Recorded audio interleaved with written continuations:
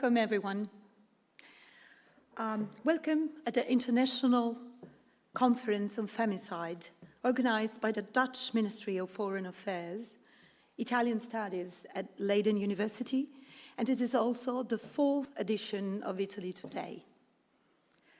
My name is Daniela Tasca. I am an Italian journalist based in Amsterdam since the last century, and normally I am a researcher on Italian migration in the Netherlands, but today I am the moderator, and I will try to navigate you through the afternoon, this important event. I feel very honored that I was asked to be a part of it. Thank you, Carmen, for that.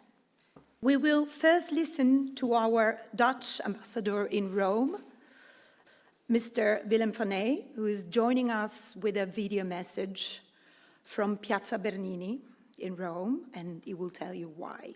And after that, we will listen to the main hosts of today, Erlijne Wissels and Carmen van den Berg. But first, I will try to go to the video message by the ambassador, Willem.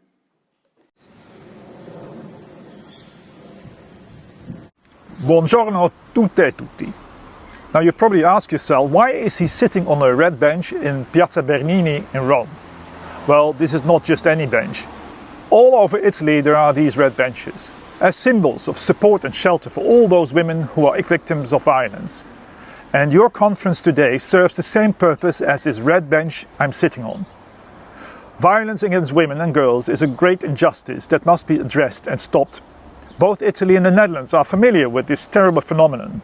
We are united by fundamental human rights, norms and values, and we must join forces to fight that injustice. It is the right thing to do. Moreover, it helps to make our society stronger. This bench was painted in shades of red by Dutch artist Maria 2 years ago. She did so at the request of the Dutch Embassy in cooperation with the Italian women's organization Telefono Rosa, of which I am one of the honorary ambassadors. With this, we want to raise awareness and pledge support to all women who are victims of violence. This red bench sends out a strong message to women that fall victim to violence, to victims of gender-based violence. You are not alone. And maybe one day, benches like these are not needed any longer and will have become memories of times gone by. I wish you a fruitful conference. Thank you. Thank you, Mr. Ambassador. And we will now go further with the start notes. Yes? Mrs. Erlijne Wissels, Delegate, Dutch Ministry of Foreign Affairs. And after that, Carmen van den Berg. The floor. Thank you. Good afternoon, everybody. After this launch of the topic with our ambassador, Willem van Eyck, it is my pleasure to take the floor and say that I am very pleased that we're organizing this together with the University of Leiden and the Ministry of Foreign Affairs. And I would just briefly like to highlight why we think at the Ministry that this is important, that we do this together with you. Of course, there are close ties between the Netherlands and Italy. Personally, of course, the relationship with Italy and Italian culture has also infused my background. I studied in Italy for a year in Bologna, and this has really meant that this has boosted my professional, my career, but also my sense of learning and my ambition. It was a very interesting time there. The holidays I had as a child, of course, influenced it. I think nobody will be left untouched by the way color works in Italy, and the sunlight and the buildings and the architecture, and that's more than just the pizza that even my kids talk about. So I think there is just so much that Italy brings to Europe, and that you can see that it becomes part of your own life. So I feel like a part of me is also very connected to Italy. By the way, I also married a man who is specialized in Caravaggio, and in Renaissance art. So I tend to think that there is a close tie between me and Italy. But of course, it's not about me today. It is about women more in general, and of course the topic touches me as a woman also. I think it's shocking to think of the numbers in femicide, and I think the speakers today know all about it. I'm certainly not a specialist. But in the sense that why is this important to the Ministry of Foreign Affairs? What I personally am responsible for, and together with my colleague Janneke, is to foster the bilateral relationship between Italy and the Netherlands, just as our ambassador is as well. We are all part of a team working on really connecting the Netherlands and Italy together. So I am the head of the department that's responsible for bilateral cooperation between 22 countries in Western Europe, of which Italy is only one. And events like today are an occasion for us to really exchange with you on what connects us, where we can learn from each other, what policies can inspire us, to exchange ideas between academics and students, between generations, and really make it personal, because I think that is, you can exchange on a sort of philosophical level about the topic, but I think in the end what my work boils down to is having the connection between the people of our two countries, and that really will remain the basis of our cooperation. I think it is also a time in which this is extra important. If you look at the outcome of elections in both our countries, there has been a shift to the right that personally I find quite worrisome. Of course, I work for the Dutch government, so I am neutral in that respect, but if you look at what that means policy-wise for a sense of inclusiveness for all citizens in our country, I can only say that I find that is worrying. If you look at it from another angle, it might also mean that the Netherlands and Italy will look at each other under a new government with renewed interest. So you never know what comes out of that. I certainly see that in the press, in the Dutch press, there is even more attention for Meloni now than there was before, now that we have our government agreement sort of in broad lines that was published last week. And this all goes to show that in a world where we have a war with Russia in Ukraine going on, where we have climate change coming up, where we have a tension between China and the US, the EU really is our stomping ground as our countries. I think it's really important that we stick together, know each other, learn from each other, and that we keep this conversation going. And I think universities are an excellent way and a forum to do that.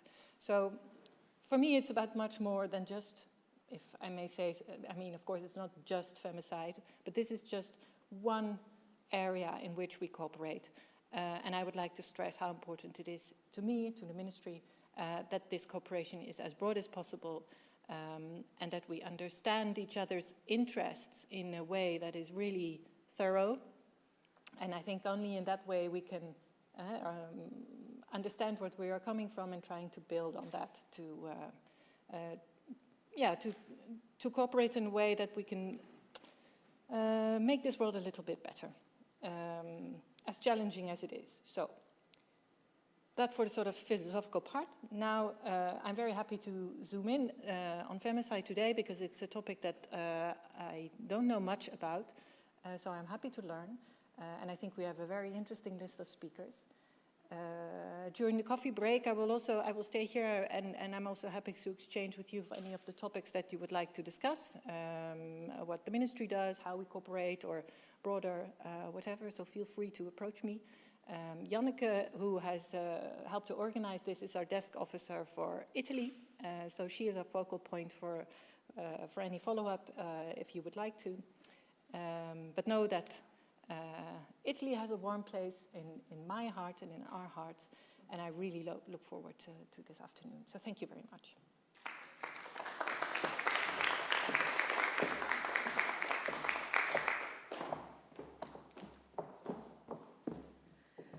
Thank you very much, Mrs. Wissels. and now the director of the Italian Studies program at Leiden University, and also host of this conference today, Carmen van den Berg. Thank you, Daniela. Thank you, Erlijne, and thank you, Janneke. So, everyone, thank you for being here today, colleagues, students, and also ministry employees, of course. We have been working closely together with the ministry, the university, and Italian studies for a number of years now. So it's been going on, and it's because we want to strengthen the ties between Italy and the Netherlands. There's a lot to share, there's a lot to learn from each other, and every year we are choosing urgent topics. So this is now the 4th edition of Italy Today, and we are talking about the urgent theme, femicide. And I'm very grateful to the Dutch Ministry of Foreign Affairs to introducing this interesting theme. Is enough attention paid to the phenomenon of femicide? Is our lexicon sufficient? Is enough data being collected? And do European countries all do it in the same way? Probably not.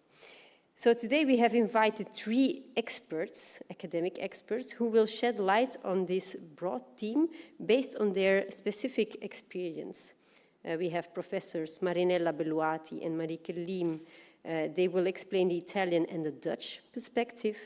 There will be then a short break after, halfway through, and we will give the floor to Professor Marceline Naudy, who will tell us something about the European perspective. Afterwards, you are all very welcome to a festive drink, and this is how we will conclude the conference, with some bites and drinks. And at the same time, it's also the conclusion of this academic year, because the lessons are coming to an end, and the exams are there. So we will close also the academic year in a festive manner. So thank you all for being here, and enjoy the conference.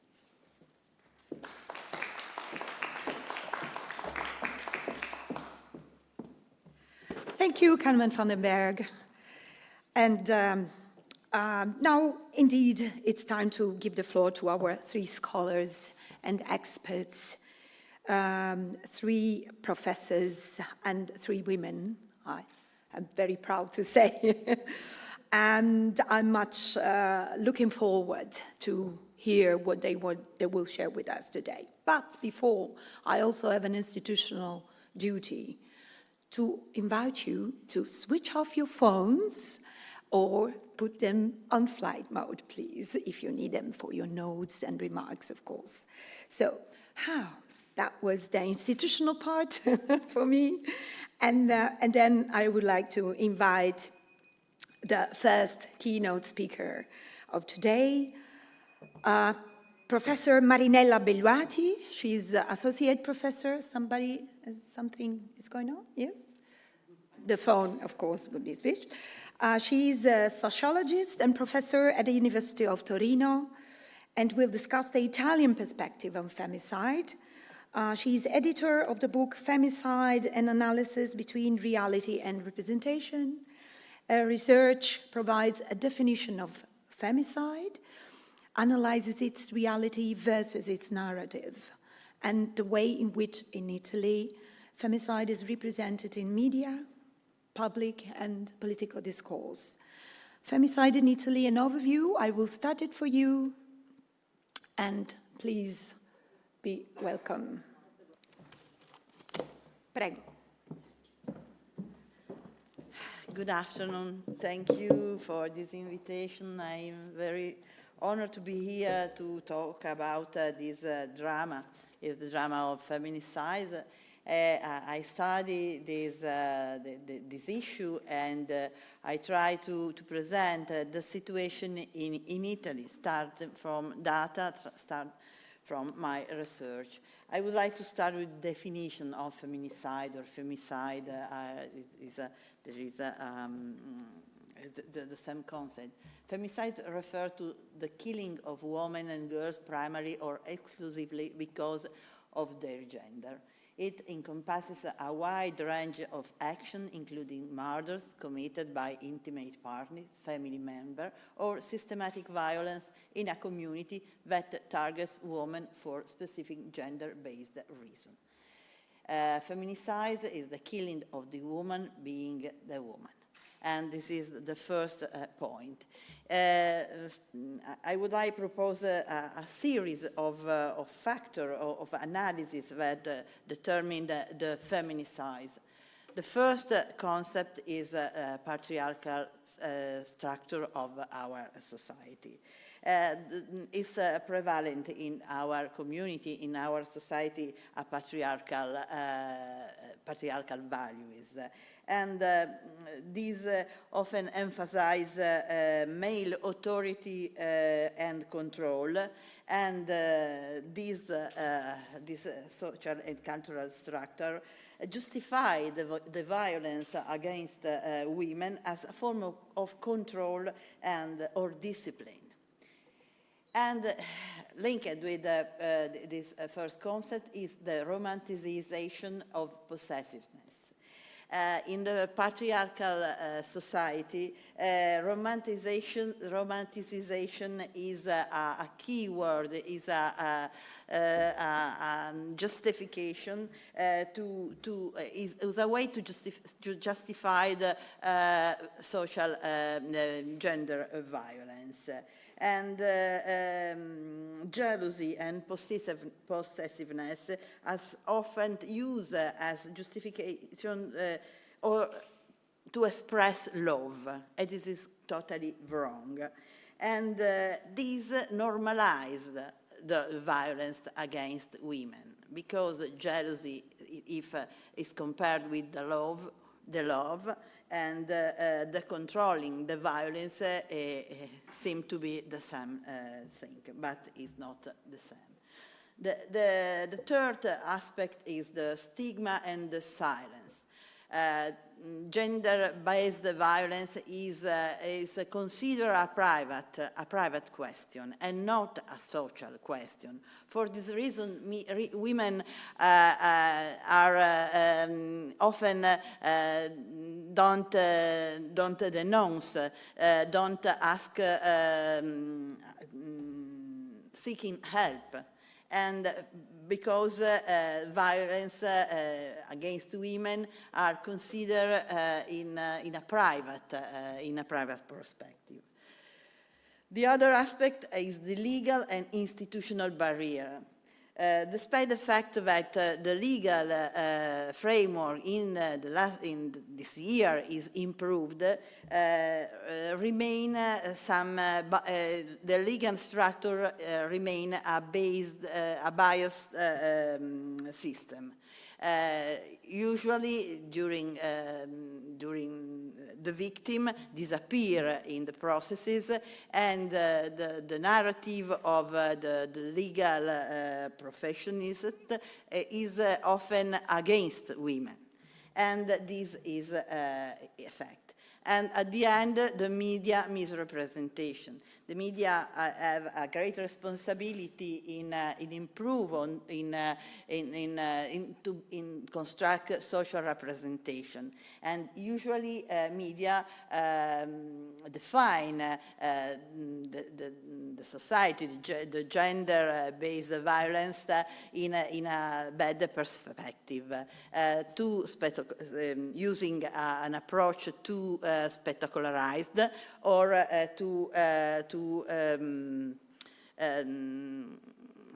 don't think in a bad way. I think. I'm sure. This is the data of Italian homicide trend in Italy from 2002 to 2021. If you see the trend of the homicide decrease, the trend of male homicide decrease, the trend of women homicide are constant. One feminicide every 2 to 3 years. And this data is a structural data, is a cultural data, and this data doesn't decrease. And this is a question, why? And is the problem, is the reason are due to the fact. In Italy, the law to contrast violence against women is a good structure, as a good structure.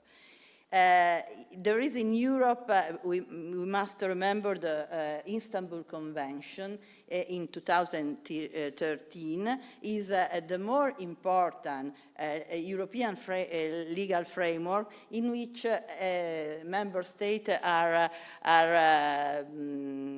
obliged to react in this framework.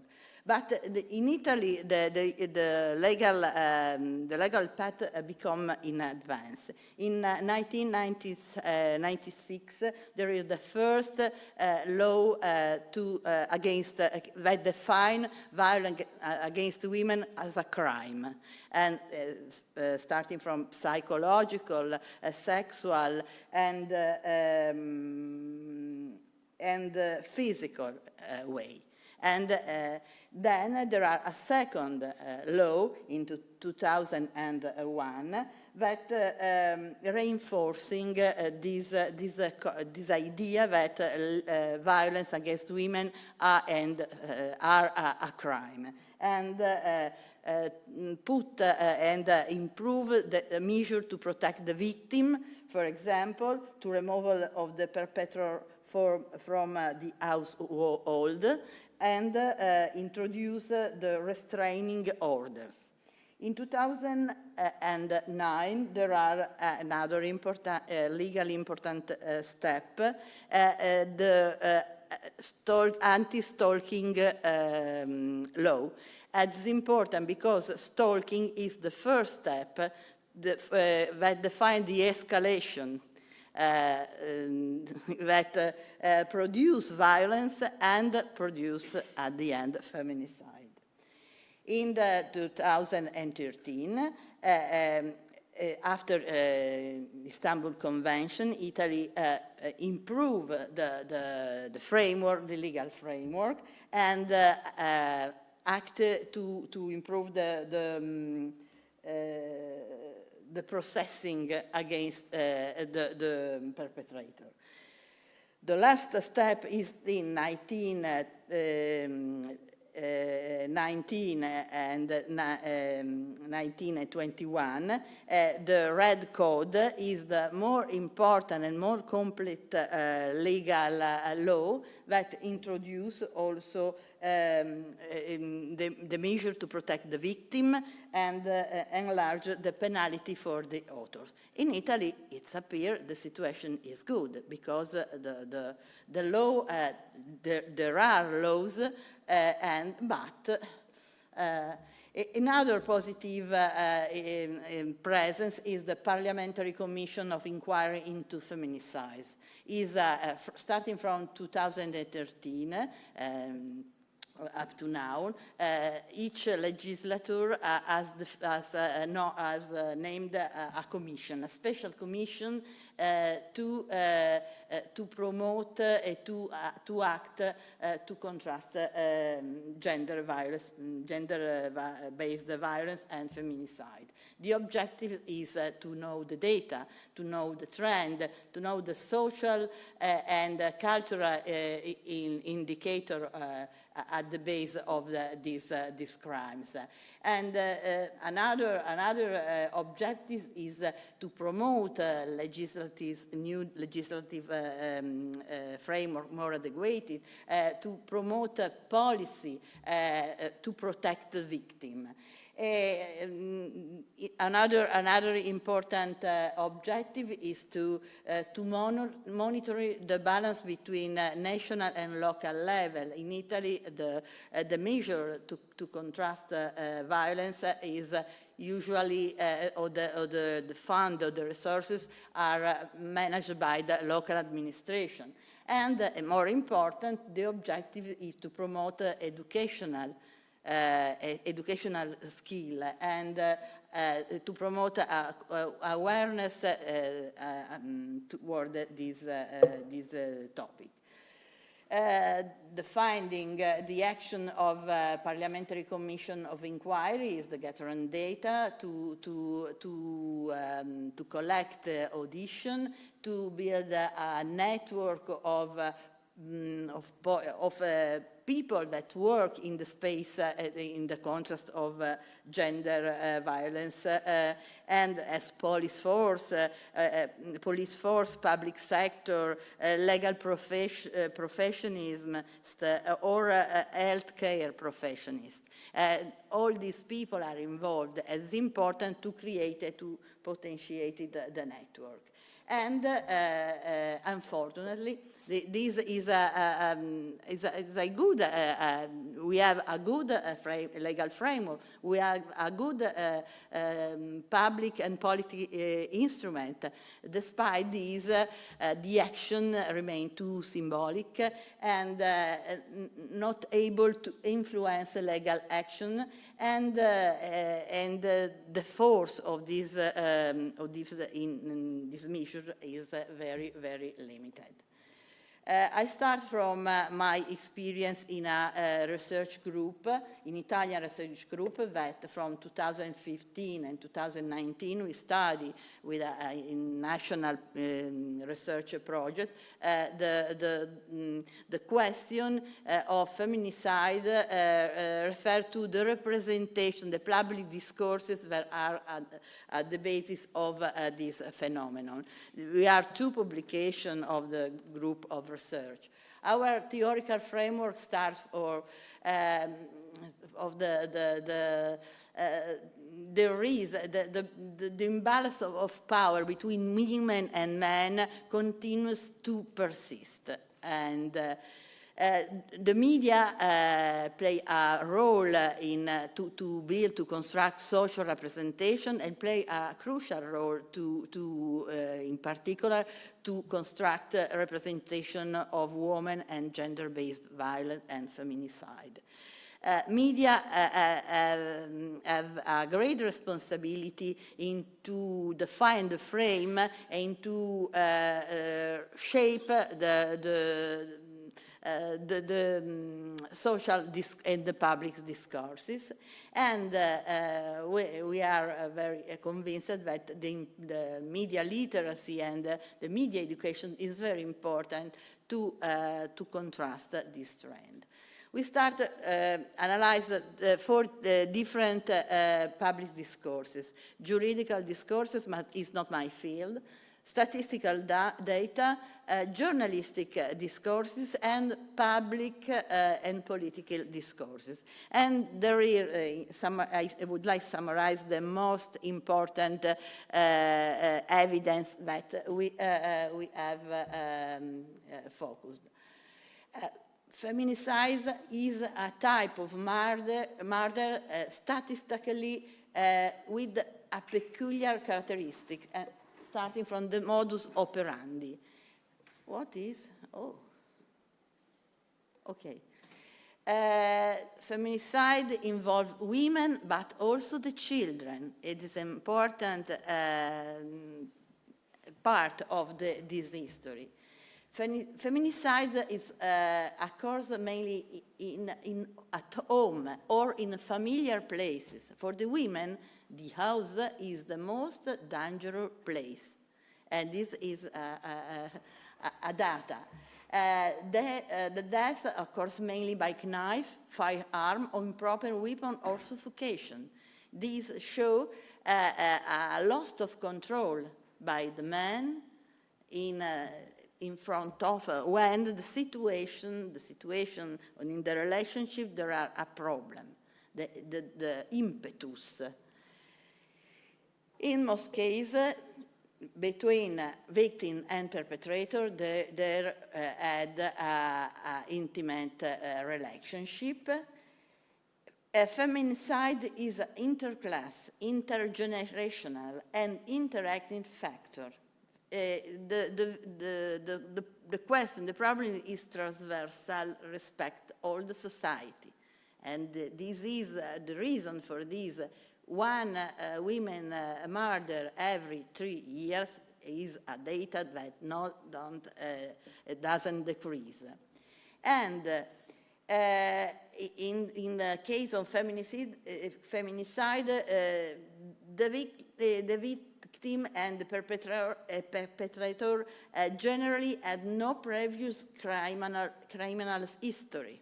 It's the first time, and in many cases there was a precedent of domestic violence and complaints to the authorities, and this is another problem.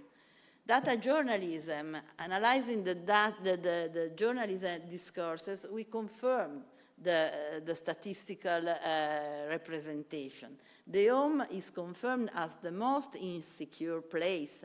The crime is often described as impulsive or passionate, for the love, the romantic love. He killed her because he loved too. And it is discourses frequent. The weapon is usually some proper weapon. The issue of orphaned children is in the background. The children of feminicide, of the women murder, is disappear from the narrative. Journalistic discourse pointed out the inefficiencies of the protection system, and these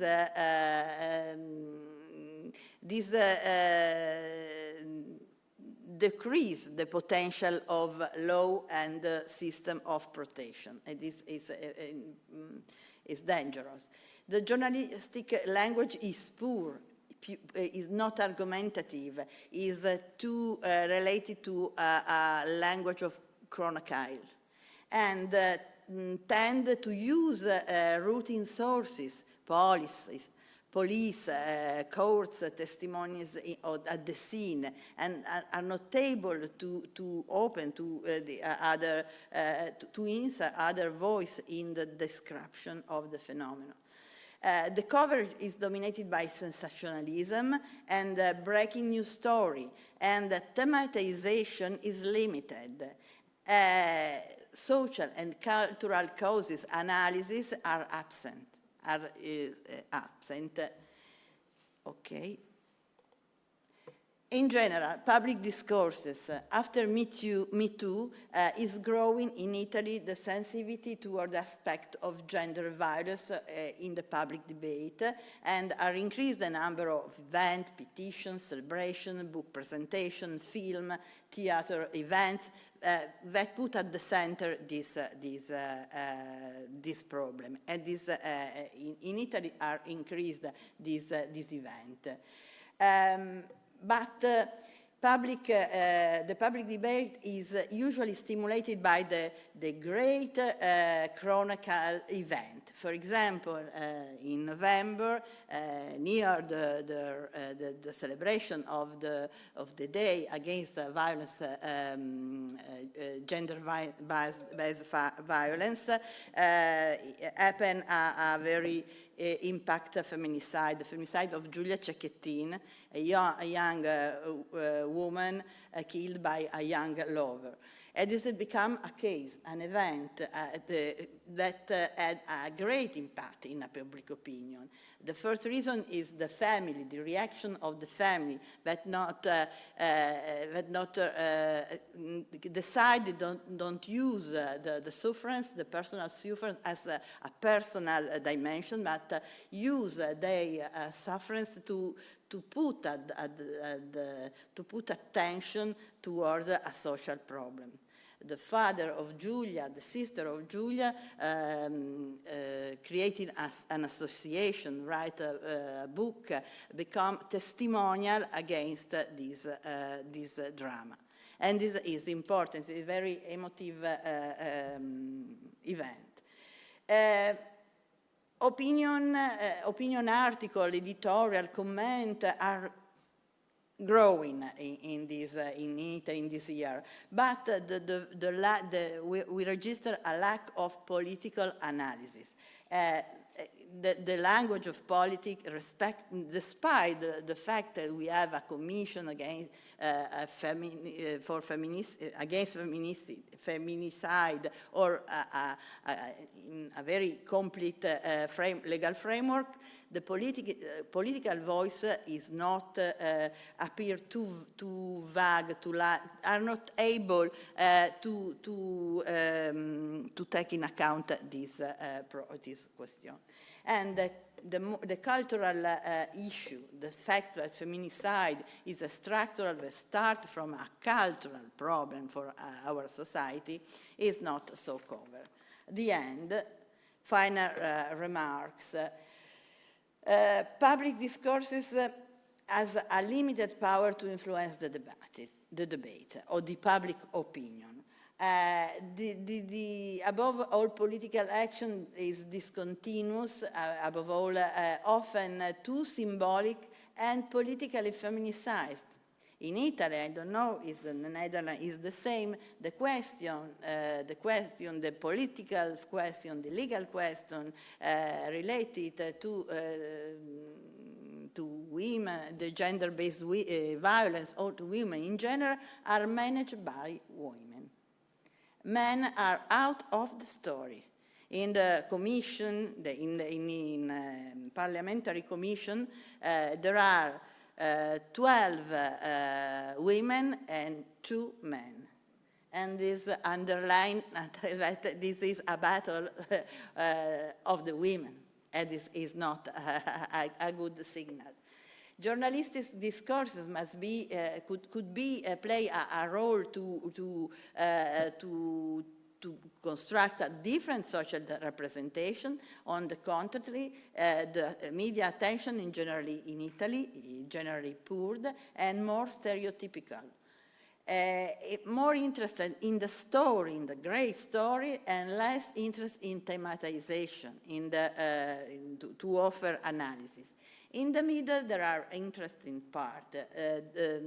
The social movement and the activism action. For example, the example of Giulia Cecchettin family is a proof that civil society is more reactive, respect on, and more able to control the public agenda. And this is an interesting signal. And, but is my conclusion, this different part remains separated. Political does it in political, media, social, civil society, and legal framework remain bubbles that are not able to interlink. And this is the real problem to promote a new kind of discourses to change cultural opportunity, to change cultural attitudes, and to change this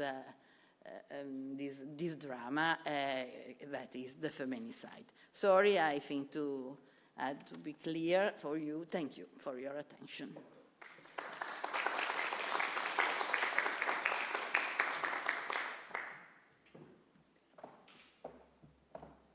Thank you very much, Professor Belluati from Università di Torino. Very interesting and very impactful, your presentation, of course. After, we will have also time for debates, questions and reflections, etc. So we now move on to the second keynote speaker of today, Professor Marieke Lim, from the University of Leiden. She's full professor for the Faculty of Governance and Global Affairs. We are very excited to have you here because she's not only professor of security and intervention, but she's also head of the team which coordinated the European Homicide Monitor. And her research areas are interpersonal violence, domestic homicide, intimate partner homicide. She published an article of a femicide, a critical reflection on the use of the term, and about, indeed, the use of this term in the Netherlands, limited to the media and international organization. But she will tell you more, she will tell us much more about the Dutch perspective in a few moments. Please welcome Professor Marieke Liem.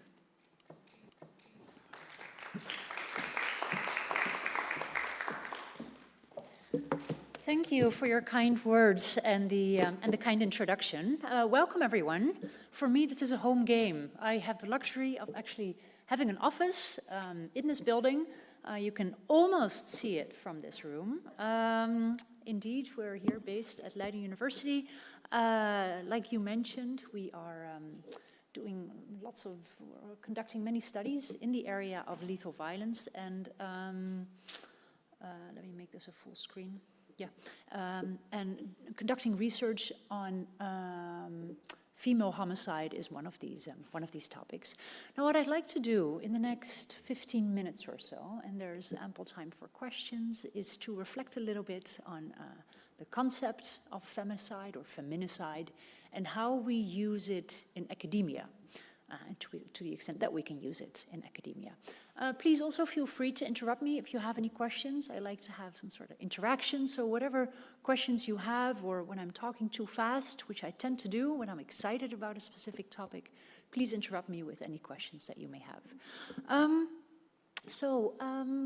was asked today to prepare and to present the work that we've done on female homicide victimization in the Netherlands, or more generally on the topic of femicide.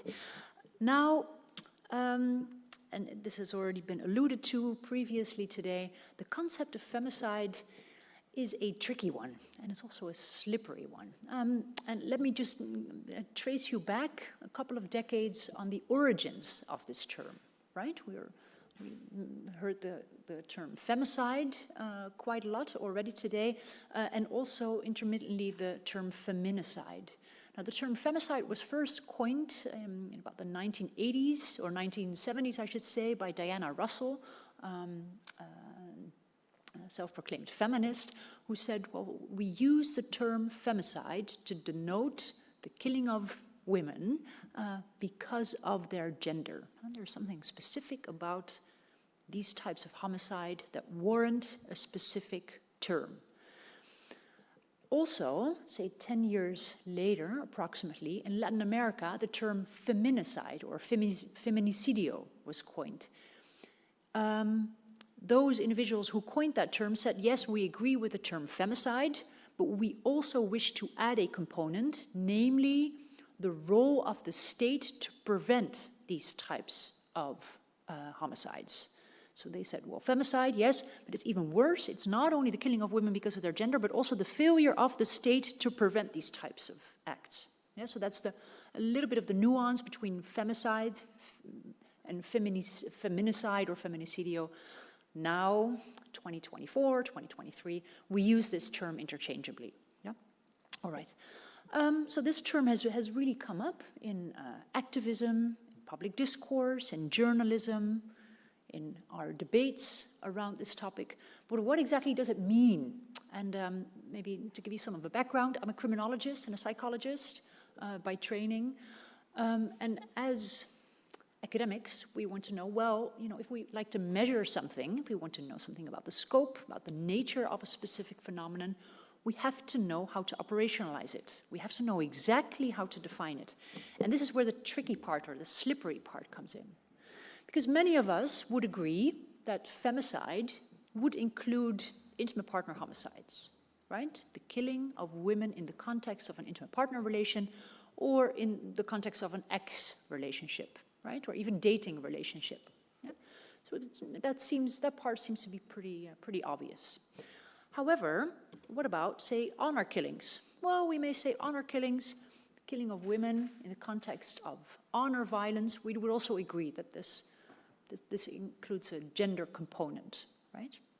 You could also argue that, for example, sexual homicides, killings of sex workers, right? Would also include a significant gender component that would constitute as a driver of these homicides. It gets more slippery, however, when we look at issues such as selective abortion. Think, for example, of countries that have a one-child policy, or in countries in which having female children is very expensive. Think of countries that have the dowry system. There you have the option of conducting prenatal screening. Now, what if the embryo or the fetus turns out to be a female fetus and selective abortion takes place? How would we classify such cases? Would these also go into the records as femicides, right? There's no international consensus on this. So this is already where it gets slippery. Same holds true when it comes to issues, particularly in sub-Saharan Africa, where we encounter cases of witchcraft, particularly of albino girls and women who are born with this genetic predisposition, in which their skin and their body is believed to hold specific powers. Yeah, so they are killed in the context of witchcraft, and how would we deem these? Right? Would gender play a key role in here, or are other factors in play? Right? And how do we operationalize this again? Or female genital mutilation, still widely practiced, certain parts of the world. It's not infrequent that women die as a result of an infection stemming from this act. And again, how would we classify these acts? Right? Would they go down in the mortality statistics as accidents, or as infections, or indeed as stemming from something that was gender-related? Taken together, as criminologists, it's hard. It's hard to pinpoint exactly when gender plays a key role in a lethal act, when gender has played some role, and when we simply do not know whether gender has played a role. Also, it becomes hard because many times we do not know, in cases of lethal violence, and this differs somewhat per country, right? But in many countries where a body of a woman is found as a result of a homicide, but we simply do not know who the perpetrator was. And you may be well aware, well, at least my students are quite aware, because they're in the JLO, or you may be aware, like this JLO generation in Ciudad Juarez. Apparently JLO made a film out of this in Ciudad Juarez, where many factory workers would be walking home late at night. I see you nodding, so you know this too. Yeah, so many factory workers walking home late at night, and then many of them ended up being killed. Perpetrators nowhere to be found, but the bodies of these women were found in not even graves, but sites close to these factories. Initially didn't generate any attention, but now that the notion of femicide is coming up, yeah. And what I mean by this is that that the public discourse surrounding femicide is oftentimes very different than our academic understanding of it and the operationalization of it. Yeah. All right. Now then, because it is such a slippery concept, at least in our research, we decide to move away from using femicide as a measurable construct. Rather, we say the only thing that we can determine when we find a body of a woman that has been killed, who has been killed as a result of a homicide, is that that woman is female. Yeah? Hence, we use the term female homicide, because there's consensus on this, right? So in spite of this term femicide, if we are not 100% sure to what extent gender has played a role for the perpetrator to commit this act, we cannot be certain to employ this term. Hence, we say, well, let's keep it as dry as possible in academia and simply look at the gender of the victim. If the victim is female, we will talk about female homicide. All right, is this still reasonable to follow? Yes, so there's a big red line crossing out the term femicide, and that doesn't imply that I do not agree with the term femicide, and I feel that it's a very important term to raise an important political, to raise awareness about female homicide victimization, but academically it's very hard to operationalize. Hence, in the rest of the presentation, I will refer to female homicide. All right, now then, here at Leiden University, we employ a database capturing all homicides that take place in the Netherlands. And we've done so for the last 3 decades, covering all homicides since 1992 up until now. And we do this in collaboration with the Ministry of Justice, the police, the public prosecutor, judges. We gather many different details about these cases. Laura, sitting right there, is currently working on one sub-data set. And we do this around the clock with a dedicated team of scholars here. And other than us doing this, we are also part of a European network that employ the same coding scheme that we do. And these include Denmark, now also Switzerland, France, Sweden, Finland, Estonia, and there's actually now also efforts underway to apply this in the Caribbean, Dutch Caribbean, Indonesia, and South Africa. Now let's focus on the Netherlands and Europe for today. I've put in a bar all the way on top to indicate the female homicide rate globally. And again, this is per 100,000. And I loved your presentation in which you showed the trend, and I'll show some trend pictures later on, the trend in Italy, which is, it hovers around 0.5, right, per 100,000. So internationally speaking, I think there's also some good news in that in Europe, in generally, we're doing reasonably well, right? If you compare this to the global average of 2.2, then Italian rates of 0.5 per 100,000, but also Dutch rates of 0.5, 0.53, they are substantially lower than that global rate. Now, so this is reflecting the female homicide rate. Just as a comparison for men in the Netherlands, this is about 2.2 per 100,000. Yeah, so again, fairly similar to the female homicide rate. So for men in general, and we find this all over the world, the risk of being victimized in homicide is substantially higher than the risk of women to be victimized in homicide. However, if we zoom in on those individuals who are killed in a domestic context, women outweigh the men. Yeah? All right. Now, because of going back to this European homicide monitor, and in the Netherlands, a specific Dutch homicide monitor, we're also able to not only look at the gender of the individual who has been killed, but also at the relationship between the victim and the perpetrator and the context in which these women were killed. And there we found that approximately 60% of all homicides of women include intimate partner homicides. Yeah? So it's about 60%. Well, then you may ask, well, how unique is that in a European setting? Well, not that unique, right? If we look at these other countries who are part of the same monitoring system, we see that about half to 70% in Switzerland of all women who are killed per year are killed by an intimate partner. Yeah? Now, what else strikes you in this? If you look at these rates, so they're all hovering around 0.5, 0.53, 0.58. What stands out? What country stands out? Yeah, so what's that? Yes, Finland. So what's going on in Finland? And we find this also for male homicide rates, by the way. They're substantially higher than in the rest of Europe. Anyone? Finland? The climate? Long nights, yeah, dark winters. Yeah, but we also have those in Sweden. Yeah. But indeed, there's dark nights. Yeah. Isolated communities, that too. Yeah, though we also find it in urban areas. Yeah. So what's fairly peculiar in Finland that we do not find elsewhere?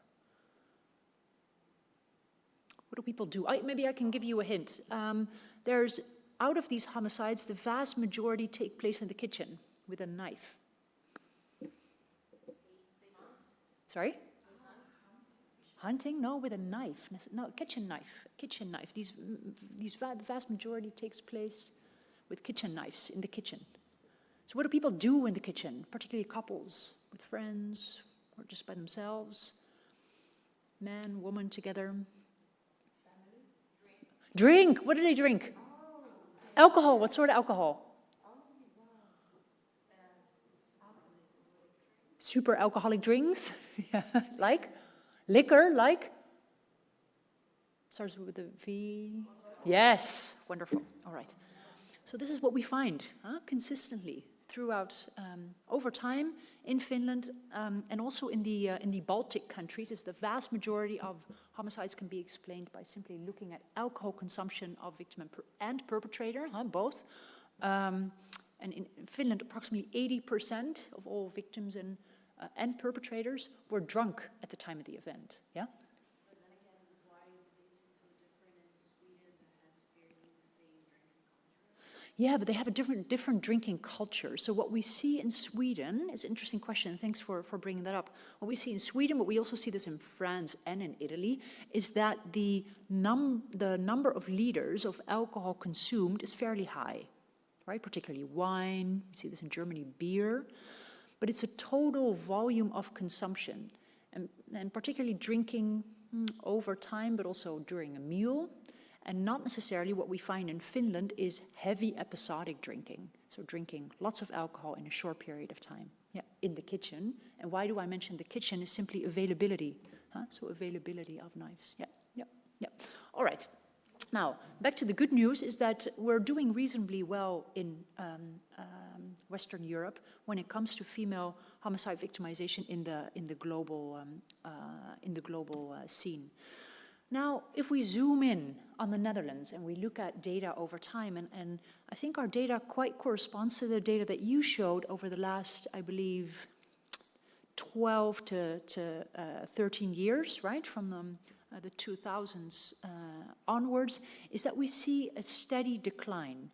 And this is not a decline in which I corrected for population growth. So if you look at population growth, the decline is even steeper.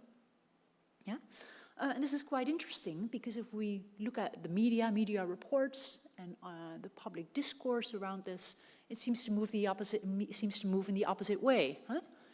Every 8 days, a woman is killed because of her gender. This is a new issue. This is a hot issue. This is a pressing issue. And yes, it's a pressing issue, but it's declining over time. So there's some positive news there.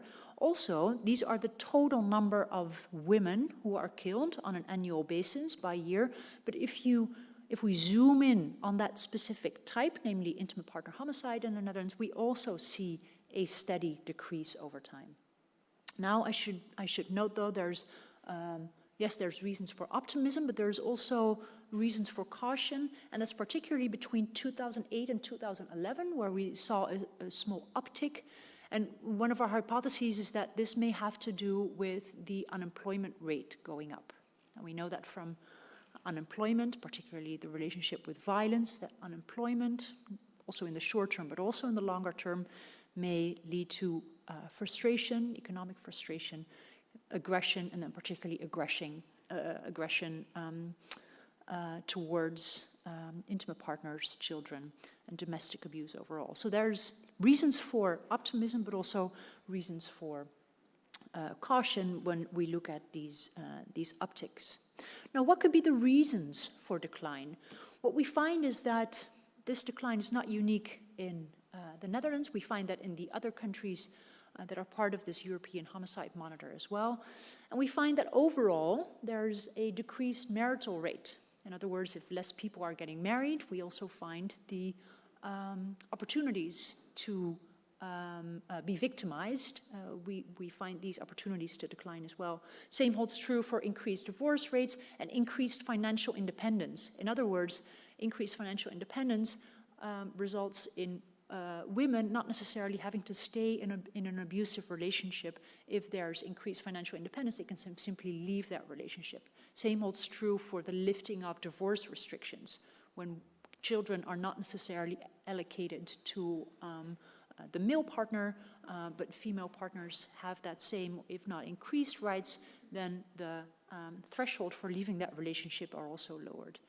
Then we also find that increased awareness of domestic violence, increased availability of help in domestic violence also plays a role, and the same holds true for decreased income inequality.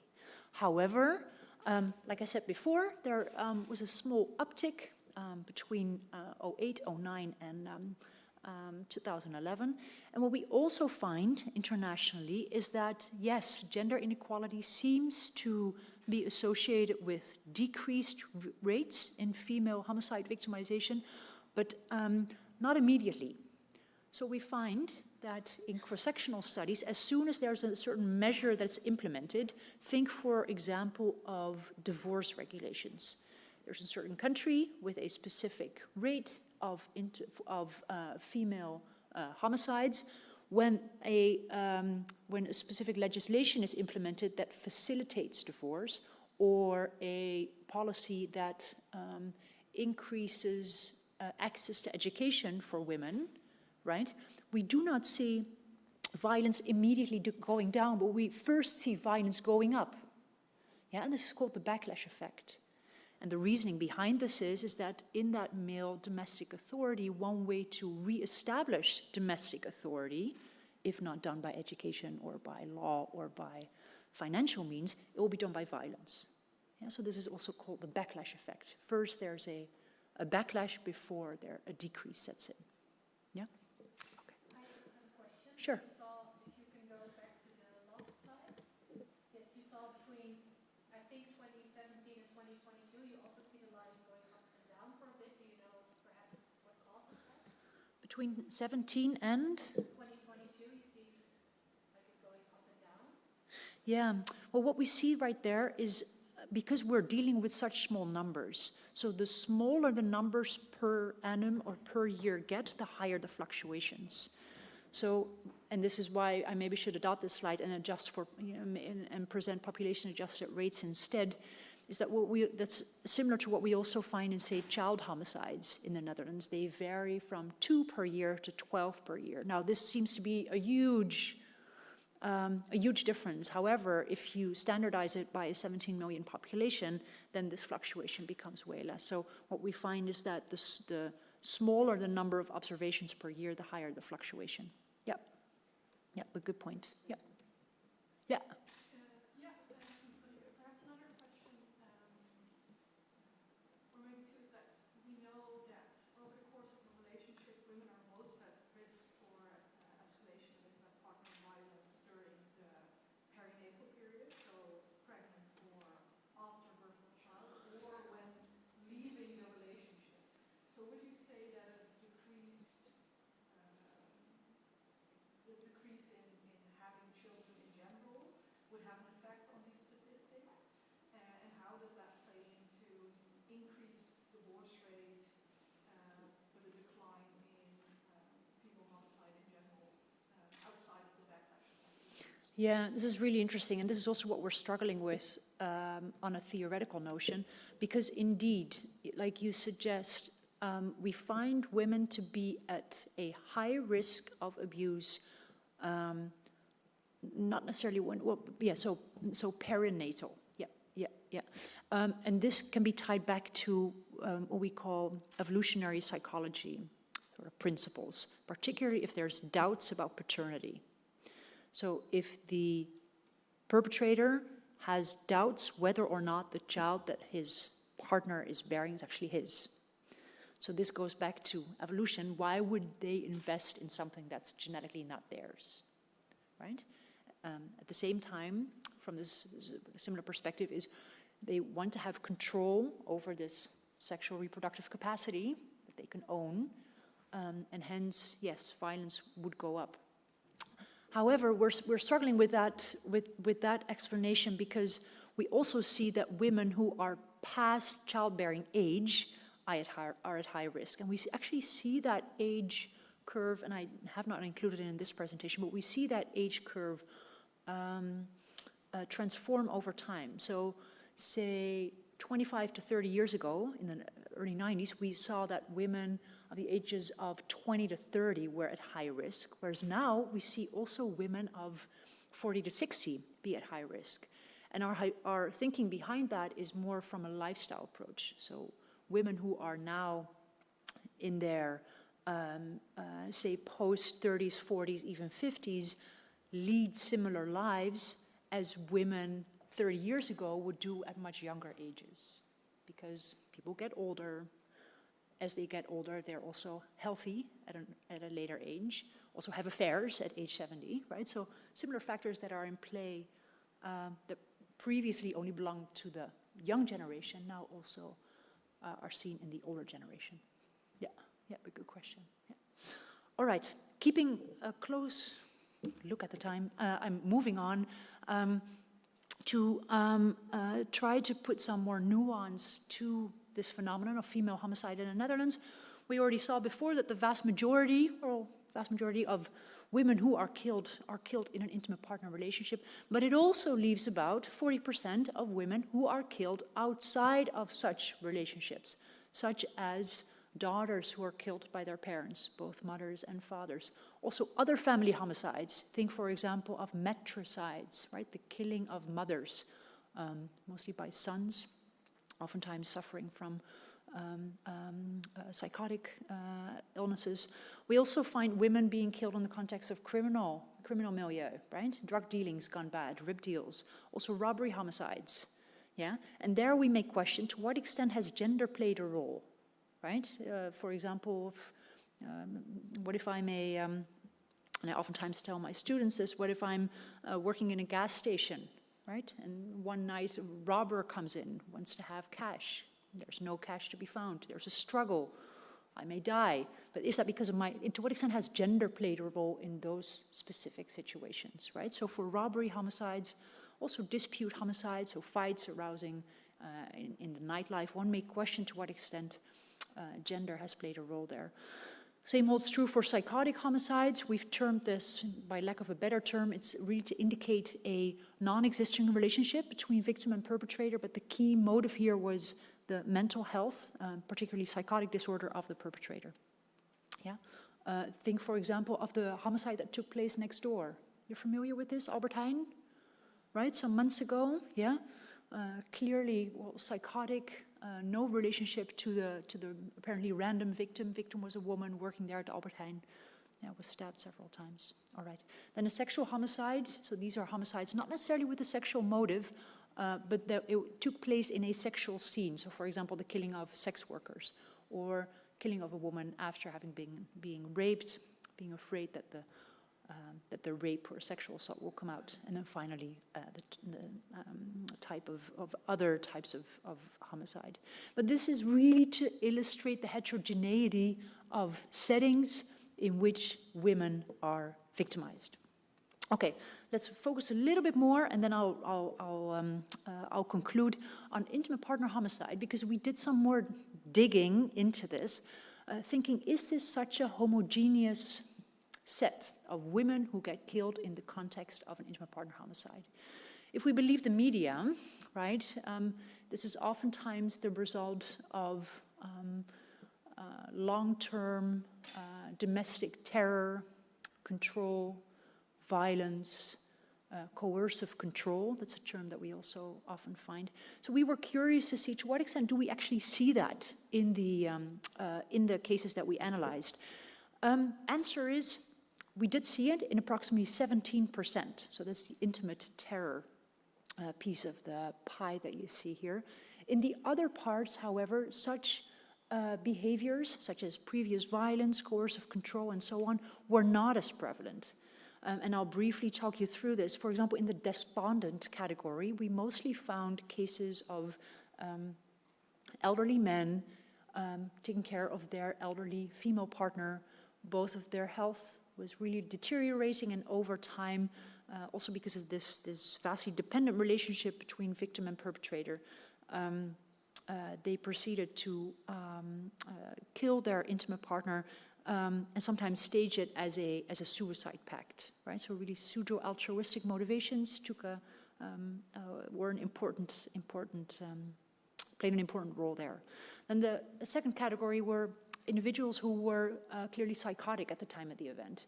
Think, for example, of a case, man is under the impression that his female partner has been taken away from him and has been substituted by an FBI agent in her body. Yeah? But he wants his wife back. He's like, what are you doing in my wife's body? I want my wife back. This is also known as a Capgras syndrome, specific type of psychotic syndrome, kills the the individual he believes is the FBI agent in order to. So this is another subset. So about 1/5 of the cases. And then narcissistic rage we found in more than 1/3. So we see narcissistic personality disorder, but also dependent personality characteristics to play a large role in there. And really what played a role in there was and you mentioned it before, high-risk divorce. You're leaving me, you can't leave me. You belong to me, we belong together. And also what you see in there is the extreme externalization of guilt, right? Not that the perpetrator himself is guilty of doing this to his intimate partner. No, she is the one who made him do this. Then also in about 17%, we saw that the violence was mutual. So in these cases, the victim and perpetrator met each other in a fairly problematic surrounding. So think, for example, in rehabilitation clinics. Yeah? Both were struggling with addiction problems, both were heavily using, and also both were violent, yeah, towards one another. Police has been involved several times, but because of the mutual violence, not necessarily because of the unidirectional violence. And then finally, in about 17%, we saw this sort of prototype. Man hits woman, man kills woman after years of domestic abuse. But what I'd like to emphasize here is that this was only a small part of the entire pie. Yeah. All right. Maybe another question. Yeah. To what extent do you think it's plausible that the causes that are linked to narcissistic rage you mentioned also have a history of intimate partner abuse? Because I'm not an expert on psychology, but it would make sense that there's a similar type of relationship, even if the diagnosis the perpetrator receives. Yeah, good question. But then even if prior violence took place, then we coded it as domestic terrorism in spite of the narcissistic personality characteristics that underlie it. So what we saw with narcissistic rage was that we called it the virgin killers, right? So there was no history, at least no official history, I should add. And also according to witness accounts, there was no history of domestic violence, but the homicide was the first, but also immediately the most violent outcome of this. So what I wanted to do, also showing you this pie, is that it's very attractive for us to think about domestic violence and domestic homicide as like this end of a violent continuum, whereas oftentimes there's no prior red flags that we can act upon, and the homicide then occurs. Yeah. All right, I'll round off. Thanking you once again for this invitation. Again, also emphasizing the importance of addressing this notion, but from an academic perspective, being hesitant to apply the term femicide on the data that we have, simply because we're still struggling to find a solid operationalization. So instead refer to female homicide instead, hoping to have provided you somewhat of an overview of the situation in Western Europe, in the Netherlands, and looking forward to a fruitful discussion. Thank you.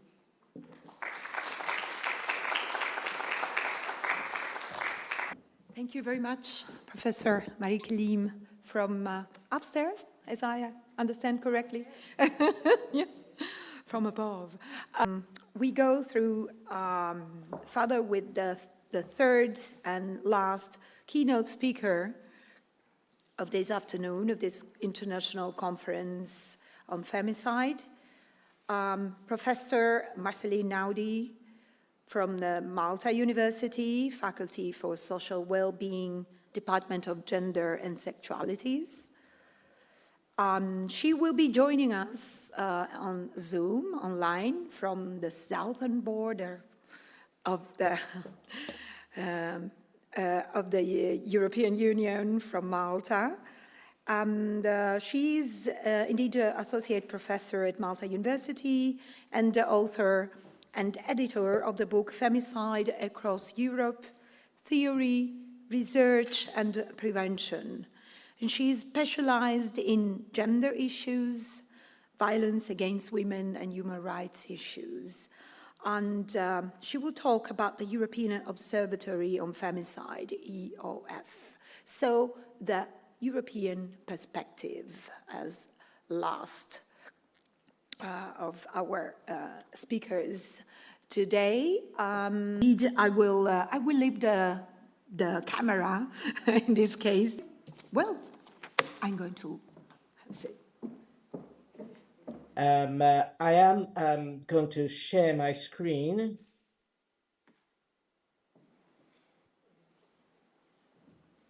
And I hope that it's actually showing.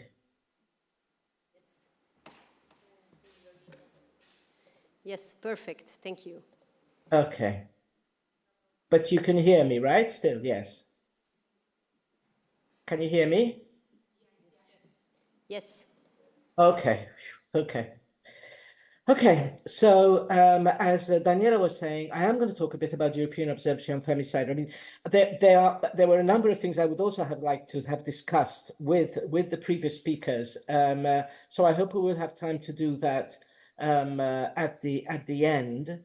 But in the meantime, I will get on with this. So the European Observatory on Femicide was set up in order to prevent femicide. I mean, the main aim, the basic aim and objective of the European Observatory on Femicide is actually prevention, to prevent femicide. But in order to do that, we need to raise awareness. And in order to do that, we need to be able to gather data, as you have heard from the previous speaker. So the EOF is actually a research and advocacy initiative with the idea of preventing gender-related killings of women. So we gather and we prepare quantitative database on cases of femicide across Europe, together with specific country groups. So we don't have all of the European countries on board at the moment, but we also look at qualitative in-depth analysis on specific cases in each of the countries to improve the knowledge base for prevention. And our aim is to influence policy once we have the data. I mean, I have been quoted as saying correctly, I will say as correctly as saying that I want the data to be able to slap it in the face of policymakers so that we can create the changes where we know or where we believe that changes would help improve the situation. So we look at this link between research, between policy, between practice, and we try to ensure that practice is more evidence-based. So we collect the data, to show them, to raise awareness, to analyze specific cases and improve the general knowledge, to tackle it and to work towards prevention. So if we look at where does the European Observatory come from, in 2013, from 2013 to 2017, there was a cost action called Femicide Across Europe. And in fact, the publication that was mentioned by Daniela, Femicide Across Europe, is actually the final document from this cost action, which was published in a peer-reviewed book.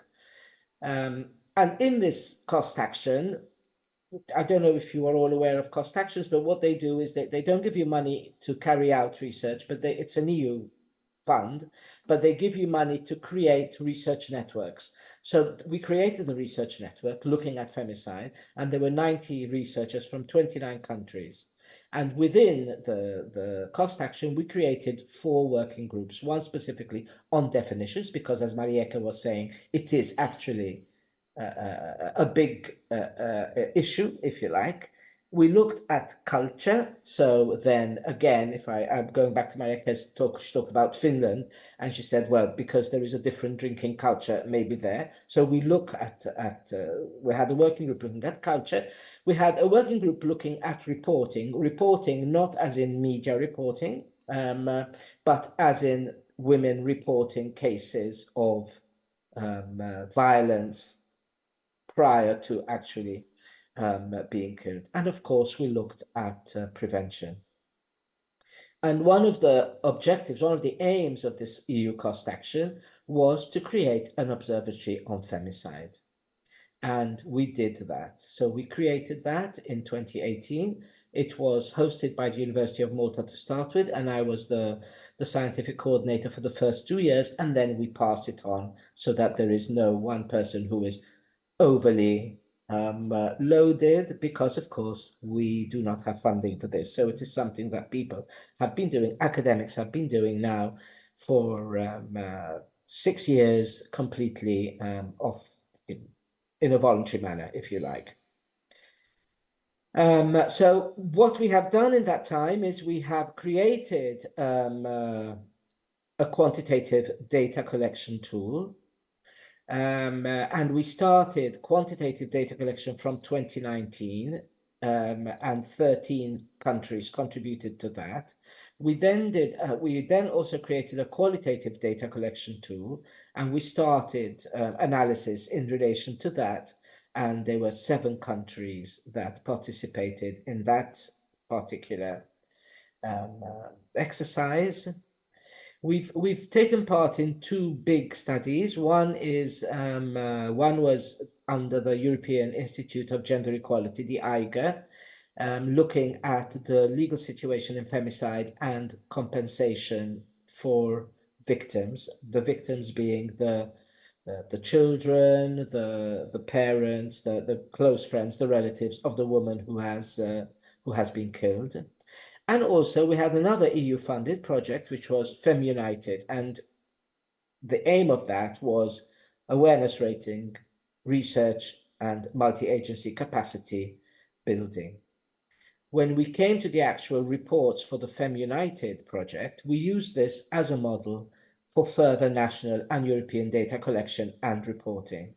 So the plan is we're waiting for reports to start coming in now, covering the first 2 years, the 21-2022, from the various countries that are affiliated with us. We call them, we have focus groups of focus people in various countries.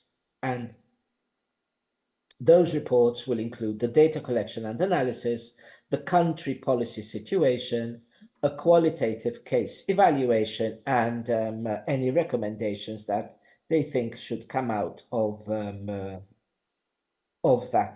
particular study. So each of the countries, each of the states will come out with a particular report, and then the EOF will put them together. The Femicide came out of the European Observatory on Femicide. So a group of the people who had been running the European Observatory on Femicide came together and together applied for this funding. We didn't get it the first time around, but we applied again. We tweaked a bit here and we tweaked a bit there, and then we were fortunate that we did actually get it. So as you can see, the countries that were involved in the Femicide were only 5 countries, which were Cyprus, Malta, Portugal, Spain, and Germany. And we included both academic institutions, universities or research institutions, as well as NGOs within those countries. So in brief, what this project did was it analyzed the data, collected the data, and it analyzed the data, as well as it looked at narratives in terms of description of legal and the policy contexts.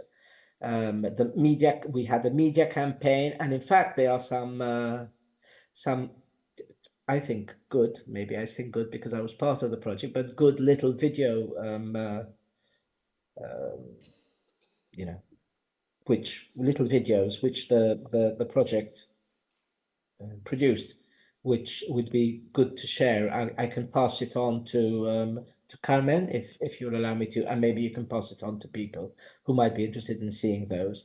We held workshops for stakeholders, police and the justice system, support systems like social workers and shelters, the health system, the media, policy, etc. We had training for journalists, and I heard, I think it was the first speaker, I'm sorry, Marinella, who was saying the media sometimes really report things badly. So we had also training for journalists. But I have to say that it was our least successful part of the workshops of the project, because we had very few journalists who attended.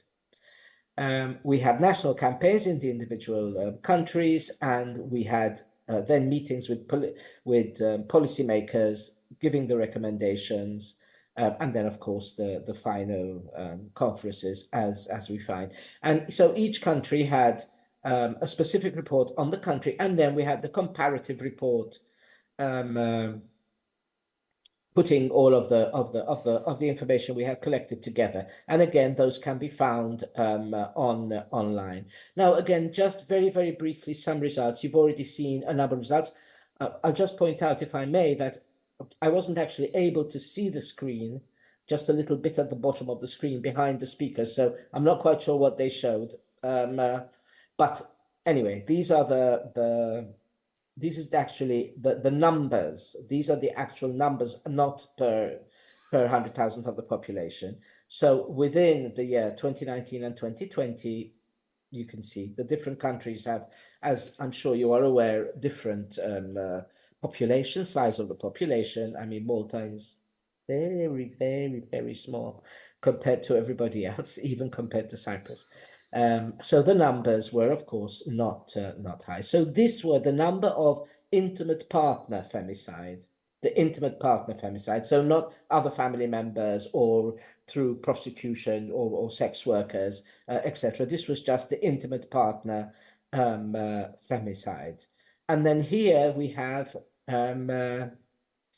included the other elements as well of femicide. So here again, and this is per 100,000 of the population. And Cyprus ended up actually the highest. Cyprus at the time had they had discovered a person who had killed a number of women, and the women were being, the dead women were being found at around this time. So that skewed their result a little bit, but it was there. We look, of course, at the victim-perpetrator relationship, and here we see the blue is the current or the former partner, and the sort of orange is the family member, and then the gray is other. In Malta, for example, at that particular time, we had a perpetrator who killed his mother and his sister.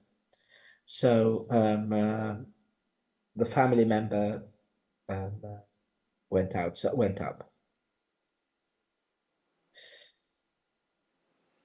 The findings, in brief, were that there was a high prevalence of femicide, which was documented in all countries.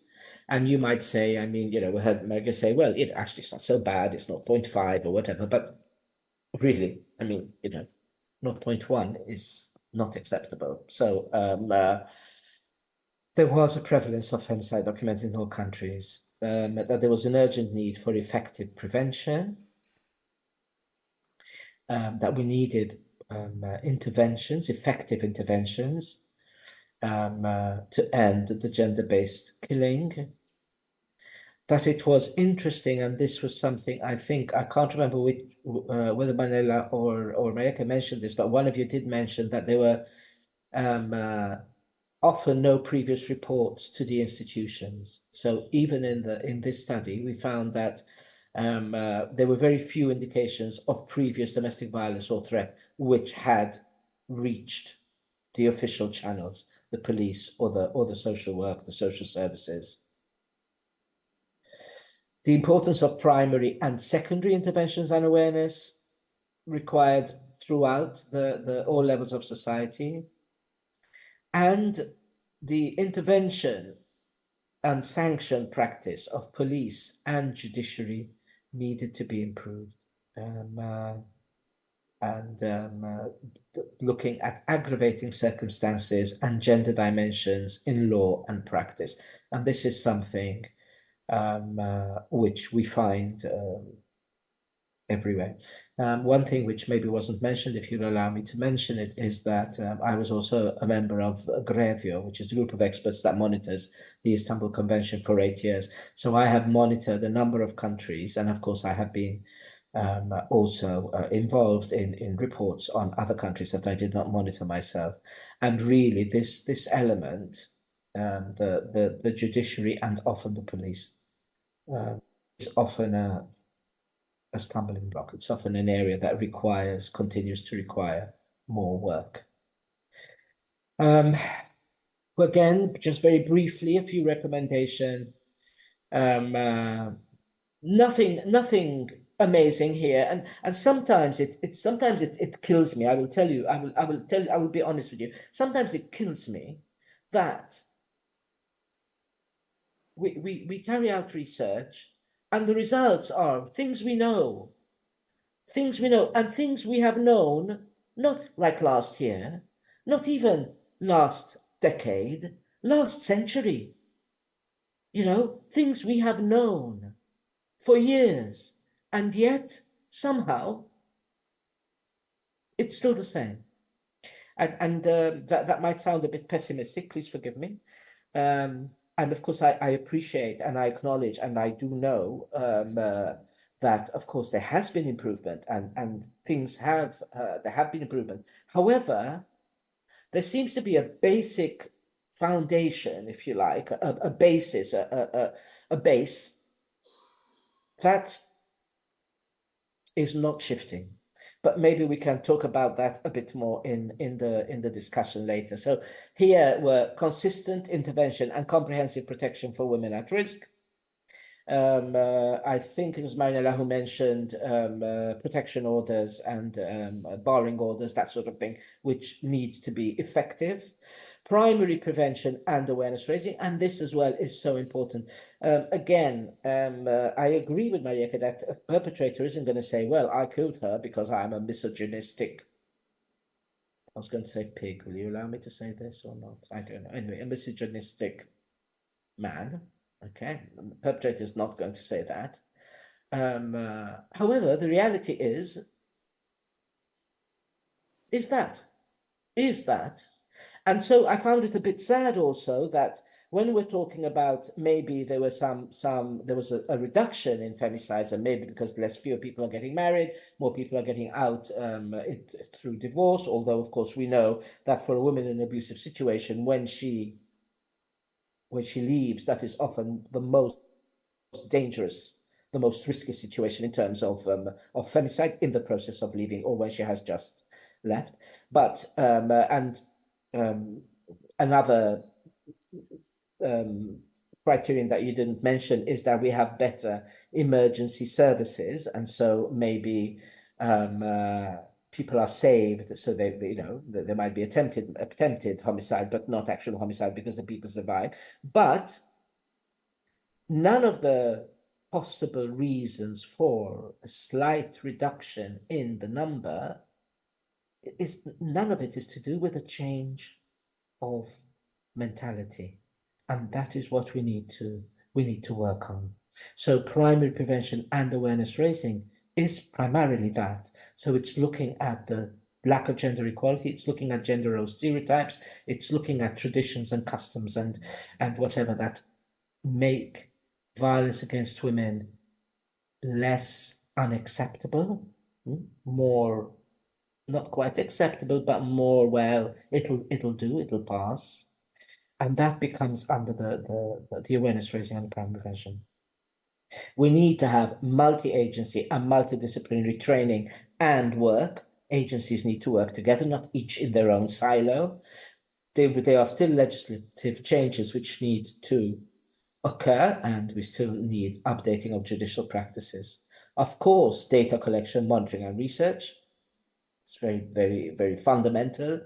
And protection and measures for specific at-risk groups. So again, acknowledging that apart from the fact that women are much more likely to be killed in intimate partner relationships than men, so all women are, if you like, more at risk. But then within the group of women, there are specific groups which are even more at risk. And that is also something that we need to look at. These are the organizations that were part of the Femunited. And I'm going to stop there. I'm going to stop share. I hope you have been listening to me throughout. Yes, you have. Okay. I now can't hear you. Is that because I removed my sound? No. I can't hear you. Yes, we are back. So thank you very much. An applause. Yes, thank you. Thank you, Professor Marcelina Audi from the University of Malta. Thank you very much indeed for all the three very interesting and insightful readings of today. And we move indeed further with the debate or discussions. I guess there are already a couple of questions who have been asked between the speakers of today, but there will be also everybody feel free, please, to join the conversation. Maybe it's better if you please, Professor Lim, Professor Belluati, if you come back to this side.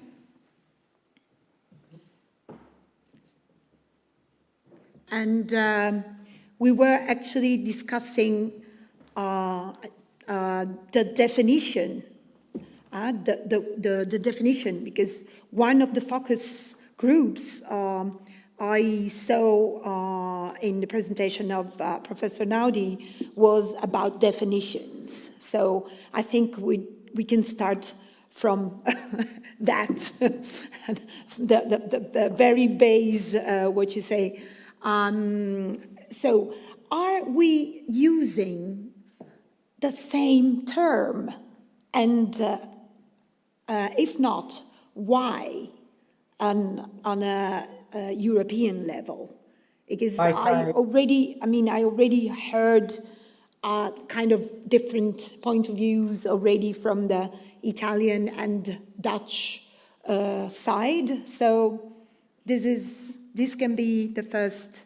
Yes, Professor Naudi wants to already give. Thank you. An answer. Can you hear me? Yes. Yes, we can hear you. Yes, you're hearing me? Okay. Yes. Okay. Of course, there is an issue and there is a problem. I mean, we could say generally, of course, femicide is the killing of women because of their gender, killing of women because they are women, and that's fine. But then, how do you actually translate that into actual practice? The European Institute on Gender Equality, for example, have a definition, which is the wide definition, and then they have a definition for collecting of data, of statistics, which they use, which is different, which is pared down, okay? So much reduced, if you like. The European Observatory on Femicide starts with certain things. So it starts with, yes, we collect all of the female killings, but then we look at the intimate partner femicides, we look at the other family members' femicides, we look at femicides in relation to sexual assault, rape, etc., including sex work or prostitution. And then we look very carefully at the others, and each of them, but then we need all the data to look and to see, was this gender motivated? And it doesn't, I mean, it's not obviously the perpetrator who's going to say, oh yes, I did this because I am a misogynistic person. So it is about looking at the whole context, yes. Which, of course, if you have hundreds of thousands, is very difficult to do. I understand that. Yes, please, can you, maybe would you like to react on that, Professor Lean? Because I think your definition was a little bit different, or your approach was, of course, different than the I would say, the public approach, the public term, or the general term we use? Yeah, I think it's not necessarily, I don't think it's necessarily opposing definitions, right? I think Professor Naudi rightly says that in their data collection they use similar notions as we do, namely the killing of collecting data on those homicides in which a woman has been killed. And what I saw from her presentation, very insightful, also going into depth on the relationship between victim and perpetrator and also motive.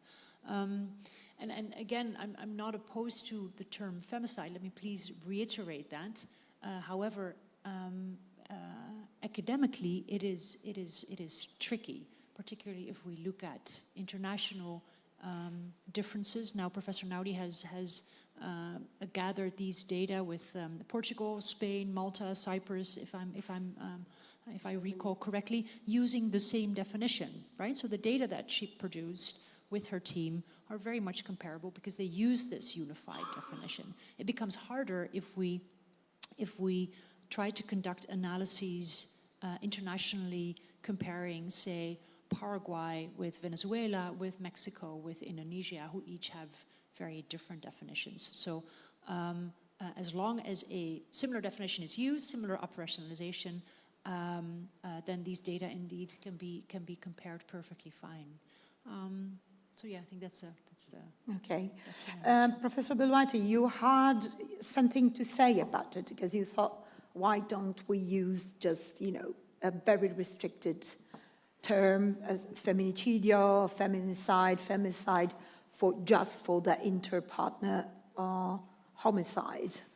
Was that your point, or did I understand correctly? In my opinion, it's correct to well define and to divide the general data and to present in separately way is correct. But I'm convinced that if the question is to stimulate legal action, policy action, cultural action, we must stress this concept.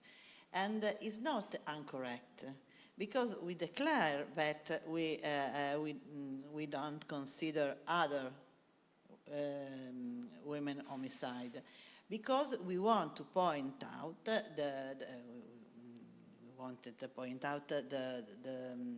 the message that there are specifically kind of crime facing to the women that are because they are women. Yes. And the other crime is important, is correct to define and to remember there are other kind of women murders. But if we want to react, to change the cultural system to promote a more sensitive culture, we must use a more restricted definition. From my point of view, is methodologically correct if we declare the goal of the research. And it's very difficult, because if we work together in a common space, in the European space, we must find a common definition. And I'm totally convinced of this. But I think that we won't discuss about more time. Yes, okay. Yes, yes, please. So maybe a final remark. I think, and again, it's not mutually exclusive, huh? So I'm not arguing. So, but maybe also when we talk about prevention, again, emphasize the heterogeneity of contexts in which women are killed, right? Because say what we talked about before, the selective abortion, right, or child homicide, or the killing of women in the context of an abusive relationship, or the killing of elderly women in the context of a dependent relationship, or the killing of women who take care of their psychotic children and who are then victimized, or women who are killed as sex workers. Each of these different categories require differential prevention approaches. So I think the point of what I'm trying to make clear is that if we only focus on that prototype, right, the prototype of misogynist worldviews, men abusing women and eventually killing these women as a result of long-term abuse, and we gear all our prevention efforts toward that particular prototype, then we miss the remaining 80%. Yes, thank you. Yes. Professor Naudi wants to reply on that? Again, I'm hoping you can hear me. Yes, hear me? Are you hearing? Yes, okay. Okay, because you are putting into the intimate partner femicides, you're putting misogyny into the intimate partner femicides only. Whereas I look at misogyny and through misogyny, the gender role stereotypes, the way that societies generally consider women not quite as good as the men. Within that, there is still the mother carer who's looking after her psychotic son who ends up being killed. Within that, there is still the sex worker. Within that, there is still practically all of the killings, except for maybe the one if you're serving at a gas station and there's a robbery, right? But the rest of it falls under that, under the misogyny. And again, therefore, the prevention and what we need to do is to change that base, that foundational base, which holds those gender role stereotypes still to this day, that women are still considered the main carers, whether it's as mothers or whatever, that women are still herded into specific professions, maybe. That, you know, I mean, there's a whole load of issues out there, that there's still a gender wage gap, but I mean, you know, we needn't go into that. So the misogyny bit covers a lot more than just the intimate partner femicides. Yeah, and Professor Naudi, I very much agree, and I think maybe we should also discuss this on a continuum. Just as we discussed a continuum of violence, maybe also discuss a continuum of gender inequality in which misogyny would be one end of the continuum, but you're very correct indeed that gender inequality in all its different faces, in all its different manifestations, whether it's financial gaps, economic inequality, voting inequality, access to the labor market inequality, access to healthcare inequality. Yes, indeed. Yeah, thank you. I would like to give you the mic literally to the audience. Yes. Please, I see two or more. Please, Mrs. Wissels. Yes, thank you very much. This is very interesting. Oh, sorry. Sorry, thank you very much. This leads me to the question, if the sort of broader misogyny would be the underlying cause of why we have a persistent level of these female homicides or femicide, whatever we want to call it, then you would expect that in countries where there is more gender equality, it would be lower. But if I looked at the map, this is also not the case. And so it makes it very complicated also to see how we can just also maybe conclude that a patriarchal system is still the system that we have, just to more or less a degree. But what does that teach us about the most effective policy that we can make? Because I'm particularly interested in that as well. What can we do from a government side to really address this, if even in countries where, like the Netherlands, where you would think it would be slightly better, the numbers actually don't really show that.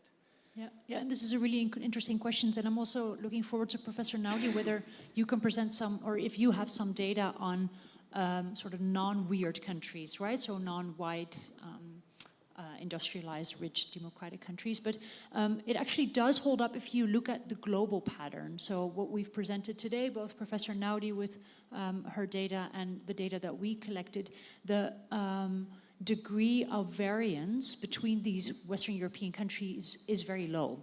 So hence, what are we trying to explain, right? We're explaining maybe a difference of 0.5 to 0.6 to 0.7, 0.8, 0.9. Whereas I think on a global scale, there's much more variation. And there we do see a clear relationship between gender inequality and female homicide victimization rates. Yeah, so on a global scale, definitely. Yeah. What we encounter, and this is in homicide research generally, is that the lower the rates become, the less variance occurs, the less variance we're also able to explain. So actually we're now, and this is what I'm maybe coming across as like, I'm very positive when it comes to the development of the homicide rate, because we've come such a great way, right? So in last 3 decades, at least in the Netherlands, we've more than halved the homicide rate. And it's almost coming to a point in which we see the residue. So those types of homicides that still remain are those homicides in which mental health has played an important role, and also the residue, well, like Professor Naudi also mentioned, there's still gender imbalances that need to be addressed, but we have come a very long way already. Yeah, thank you. Professor Naudi, would you like to react on that too? We don't hear you. A moment. Yes. I would fully agree that you're hearing me now, yes? Yes. Yes, I'm assuming you're hearing me. Okay. I would fully agree that when we're talking about sort of Europe generally, and I only have data in relation to Europe. I'm not working on data outside of Europe at the moment. So yes, there is very little variance, as you said. And then we have to look beyond. We have to look much deeper, if you like, at the specific context and the difference in context. So, as you mentioned, why does Finland have a high rate, for example? And one possible reason there is the drinking of vodka, which is not to do with misogyny, but it is to do with culture, with the specific cultural context within which they are. So, and in fact, the European Observatory on Femicide has that qualitative element in it too, where we look at, in detail, at just 1 or 2 within the year femicides that would have occurred within that time period, to look at the more specific context of them. Thank you.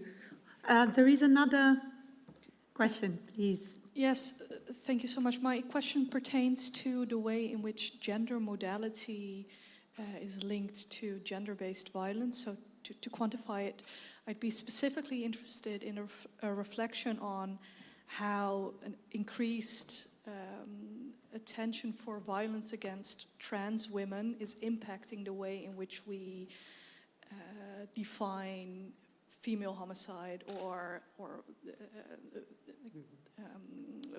feminicide in that sense. Who wants to answer? Yes.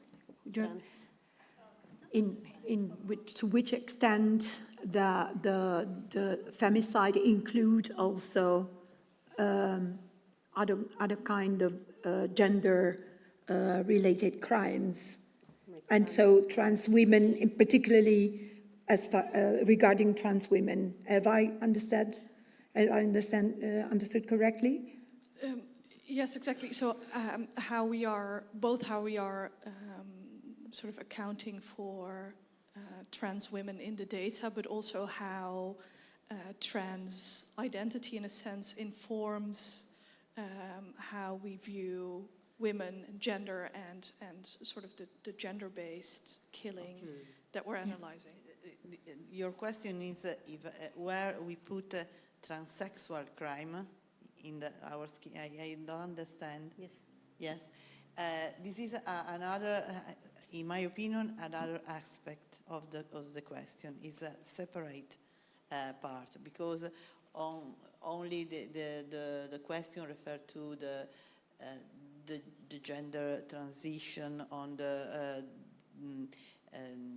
in my opinion, feminicide define women, a crime against women, and the crime against people transsexual is another kind of problem. But they become women. Yes, I mean, people, And yes, yes, a question is the person is defined women enter in this Yes. field. Okay. Okay. Okay, so even if she's not correct. I simplified because the question of gender is not a question. It's not similar a question of men and women. But if at the end of the transition, the people, the person define himself as a woman, I include in the feminicide. Okay. Yes. Yes? Yeah. Okay. Thank you. If a person identifies as female, as a woman, regardless of whether they've done any transitions or not, but they identify as a woman, then they are considered a woman, right? Yes. And that would count as a femicide, and within the femicide catchment area, right? Yeah. On the other hand, if we're talking gender-based violence more widely, so in the old days, we didn't talk about gender-based violence, right? We talked about violence against women, right? Because things have now changed, and we now talk about gender-based violence, and we talk about gender-based violence against women. And in fact, in the Istanbul Convention, there is also a definition of gender-based violence, and there's a definition of violence against women, and there's a definition of gender-based violence against women. But if we're talking about gender-based violence generally, as opposed to gender-based violence against women, then that would include not only trans women murders, but even trans men murders, and even non-binary, people who identify as non-binary, and they would be included under gender-based violence. However, we are talking more specifically here today about femicide, so trans women would be included in the catchment area, if you like, of femicides, but not necessarily other genders. Okay. Yes. Thank you. Are there more questions? Yes.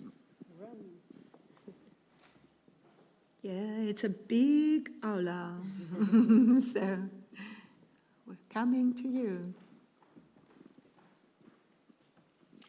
So linking back what Professor Leem said earlier, age doesn't really play a role in femicide. We saw that regardless of age, women were at risk of being victimized. So I wanted to ask, also linking back to routine activity theory, what makes a victim a suitable target? So are there risk factors for being victimized of femicide, or is being a woman the sole factor? Yes, I guess. Yes. So I think when it comes to answering this question, I think I can actually give the floor both to you and to Professor Naudi, and because I think the findings very much align, and I think what they have in common is those individuals who have been victimized in female homicide are by definition all women. When we zoom in to intimate partner homicides, you allude to the routine activities approach. So what makes a victim a quote unquote suitable victim, right, for the offender? And I'm not sure if you really want to delve into sort of like the VIVA criteria here, but I think it's not necessarily specific characteristics, but it's the timing in which what unifies them is indeed the timing in which they have been victimized, specifically with a very high to very high risk up until 1 year after the breakdown of the relationship. Yes, so that will be, I think, Yeah, other than that, oh yeah, and maybe another when you talk about social demographic background, we do find that women with an ethnic minority status, so those women who've been born outside of the Netherlands or have a migration history, are of heightened risk, even adjusted for their presentation in the population. And some of the factors that we and one reason for this overrepresentation that we can think about is, well, oftentimes thresholds when it comes to reporting domestic violence, also language problems in which they may not find their ways to institutions, stigmatization of domestic violence, different cultural norms when it comes to violence, and also is power differentials that may occur in the migration process. So there may be a very traditional division of tasks or a very traditional hierarchy between the two partners in the country of origin, but then once they come to the Netherlands or another Western European country, this power differential may shift, and hence violence may occur to sort of as a backlash effect, right, to restore that power imbalance. So that is what we do find. Yeah. Would you like to add something? Can I intervene as well? Because we're talking, of course, definitions are very important, and that's the base for everything. But I would love to discuss also with the audience, since we're not experts, all of us, except for you, about the impact of media on all this discourse. And of course, I know Professor Bellotti, she's an expert about that. And bad, good influence, especially social media. I mean, I've got a son, 16 years old, and his media literacy is reduced, I would say, or limited to TikTok and Snapchat and that kind of stuff. So I can imagine that that's a huge, problem, I would say. It's a problem. Start from my point. I am a sociologist of media sociologist, and in my opinion, media has a great responsibility in to promote a correct narrative, and have a great responsibility to underline the crucial and critical question towards, in my opinion, information, communication must be engaged, must be use more proper language, more proper categories to well explain. Traditional media.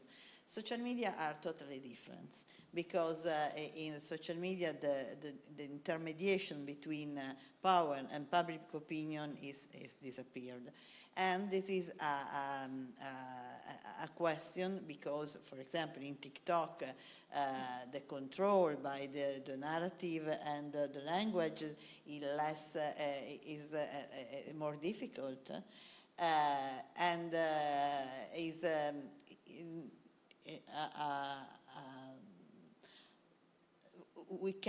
I think that the media literacy, the media education, is a good way to avoid to narrative wrong narrative. Young people usually use the social media in informal and without reflecting toward the effects. And a role of the society, on the policy of the educational system is to learn and to improve critical competencies, starting from the young, yes. Because it's fundamental. We are in this situation, and we want to manage this. Yes, thank you. Somebody wants to react on it? Yes? Christina? Do you have? No, I can.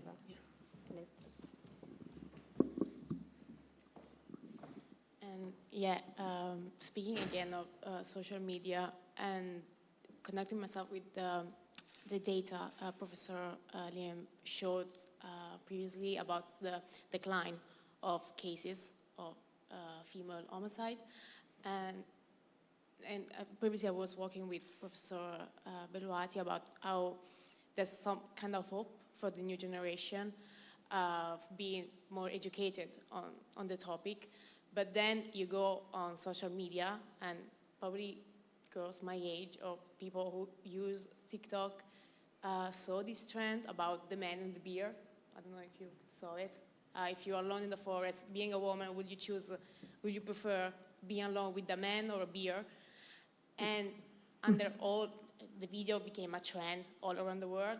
But if you go and read the comments in this video, you see many, many young boys because some of them are 14, they are child, and many young men, like my age, 20, writes terrible things. So I was thinking, like, how can we see a decline on this kind of homicide and then go to social media every day and see this kind of misogynic rage from boys our age? And they should be like more educated, more empathetic with this kind of topic, and then you realize they're not. So it's not. I know it's not really a question, but yeah, kind of like it's no problem. It's such topic because yeah, we know they're decline. There's every year less feminicide, but then you go every day and you open an app and see this kind of behavior, and like, okay, yeah, they are really declining, or it's kind of like, I don't know, only a hope that will never become real. So yeah, that's kind of not my question, but yes. Professor, now do you would like to say something in a few seconds? If I may. Yes. If I may. I can't see you, but I fully, I hear you. I hear you. And in fact, that is what that was part of my reasoning when I said, but we haven't changed the mentality. So we might have fewer femicides because people are not getting married. We might have fewer femicides because we have better emergency services that saves them and they don't actually die. We might have fewer because we have better divorce conditions. But we haven't, all of those reasons do not tackle what you are talking about. The change in mentality, that young boys and young men and young women change, and as well as us oldies, of course, okay, that we change our mentality. And I think that is very important. So thank you very much for raising that. Yes. Yes, please. And another thing, always talking about mentality. I'm Italian, and talking about women with internalized misogyny. Like my family comes from a small, town in south of Italy, and not maybe with we hadn't like case of feminicide or rape, but in a little things, and in all of Italy you then see for homicide, for feminicide and rape, even women most of the time, they've got this internalized misogyny that don't let them really I don't know how to say it, empathize with the victim. Sometimes we got mothers telling their daughters, okay, don't report this because it will ruin your life. Or mothers defending their sons. We all know he's a good guy, he will never do that, or he was only drunks. So, and that's in Italy, we see every day. I don't know if maybe in the Netherlands we kind of see, I don't know, for the Netherlands women here, if this is kind of a regular things that happen often. Yeah, when in Italy, when case of violence against women happen, there's always pattern like that occur every time. So in the Netherlands, or maybe in the rest of Europe, it's like this strong, this misogyny, or the hold of patriarchy like in Italy, or I don't know, maybe it's less evident. Okay. That's clear. The Want to? Netherlands. Yeah, maybe I can say a little bit more about trends and counter trends, or trends within trends. So even though we see a decline in intimate partner homicide, that we see a decline in female homicide, there can be trends that move in opposite ways, right? And we see this maybe a little bit out of the box, but we see this in, say, criminal homicides as well. So homicides that are associated with drugs, they tend to be relatively stable over time, right? Even though the media tells us that it's increasing over time. Whereas a counter trend is that we see an increased involvement of young kids, right, in the drug industry. So these are counter trends within general population trends, and I think we can understand what you're bringing up: misogynist worldviews, social media accounts that promote certain stereotypes, certain attitudes. Those trends may exist in spite of overall trends coming down. So that's number one. And number two, in order to explain this conundrum, we can also resort to what we call the safety paradox, right? So the more secure societies become, the more we tend to emphasize those types of behaviors that we feel are out of line.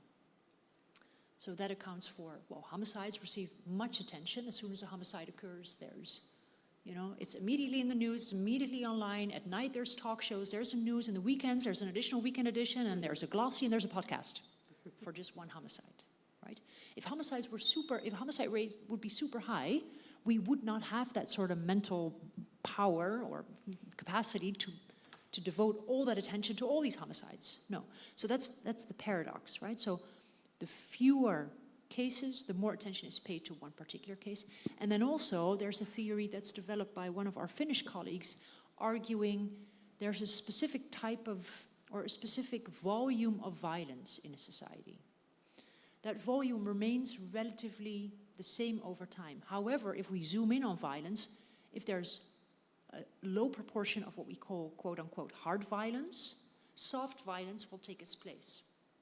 In other words, a country such as in the Netherlands, where homicide rates are very, very low, we find increased attention to street harassment, to microaggression, to intimidation, to social security, right? And I'm not arguing that these are not important topics. These are very important topics, but they take the place of soft violence if hard violence is very low. Controversially, if we look at societies with lots of hard violence, look at Latin American countries, look at countries in sub-Saharan Africa, hard violence takes its place, so there's very little attention to soft violence. Why? Because, well, hard violence is a real problem here, right? So this theory can help us explaining why trends, counter trends can occur in general trends. Yeah. Wow. Thank you. Yes, please. If I can add, I reflect, starting from the last case, the last great case in Italy from Giulia Cecchettin murder. For example, I underline the role of civil society and the activism. So how that use social media, use TikTok, Instagram, and the social reaction to this feminicide is very, very great. Young women, young people comment in a bad but in a good way, using this environment.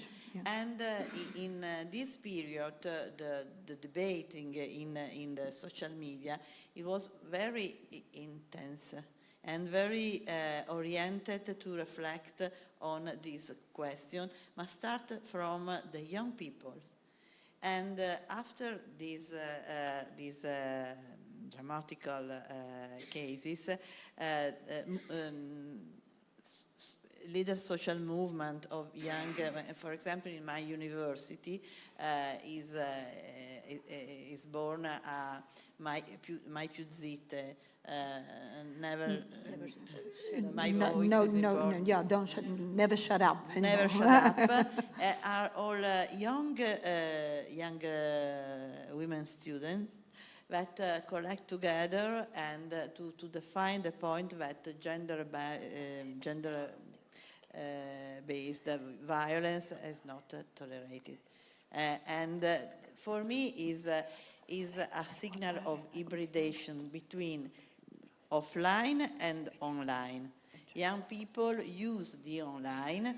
In some cases, it's not a good use, it's a bad use, but in other cases, the same environment can become an instrument to change the narrative or to create engagement. And is not possible to have only an answer. The social the cultural or social question are too complex, and we must observe from several points of view, in my opinion. Yes. Thank you, Professor Belluanti.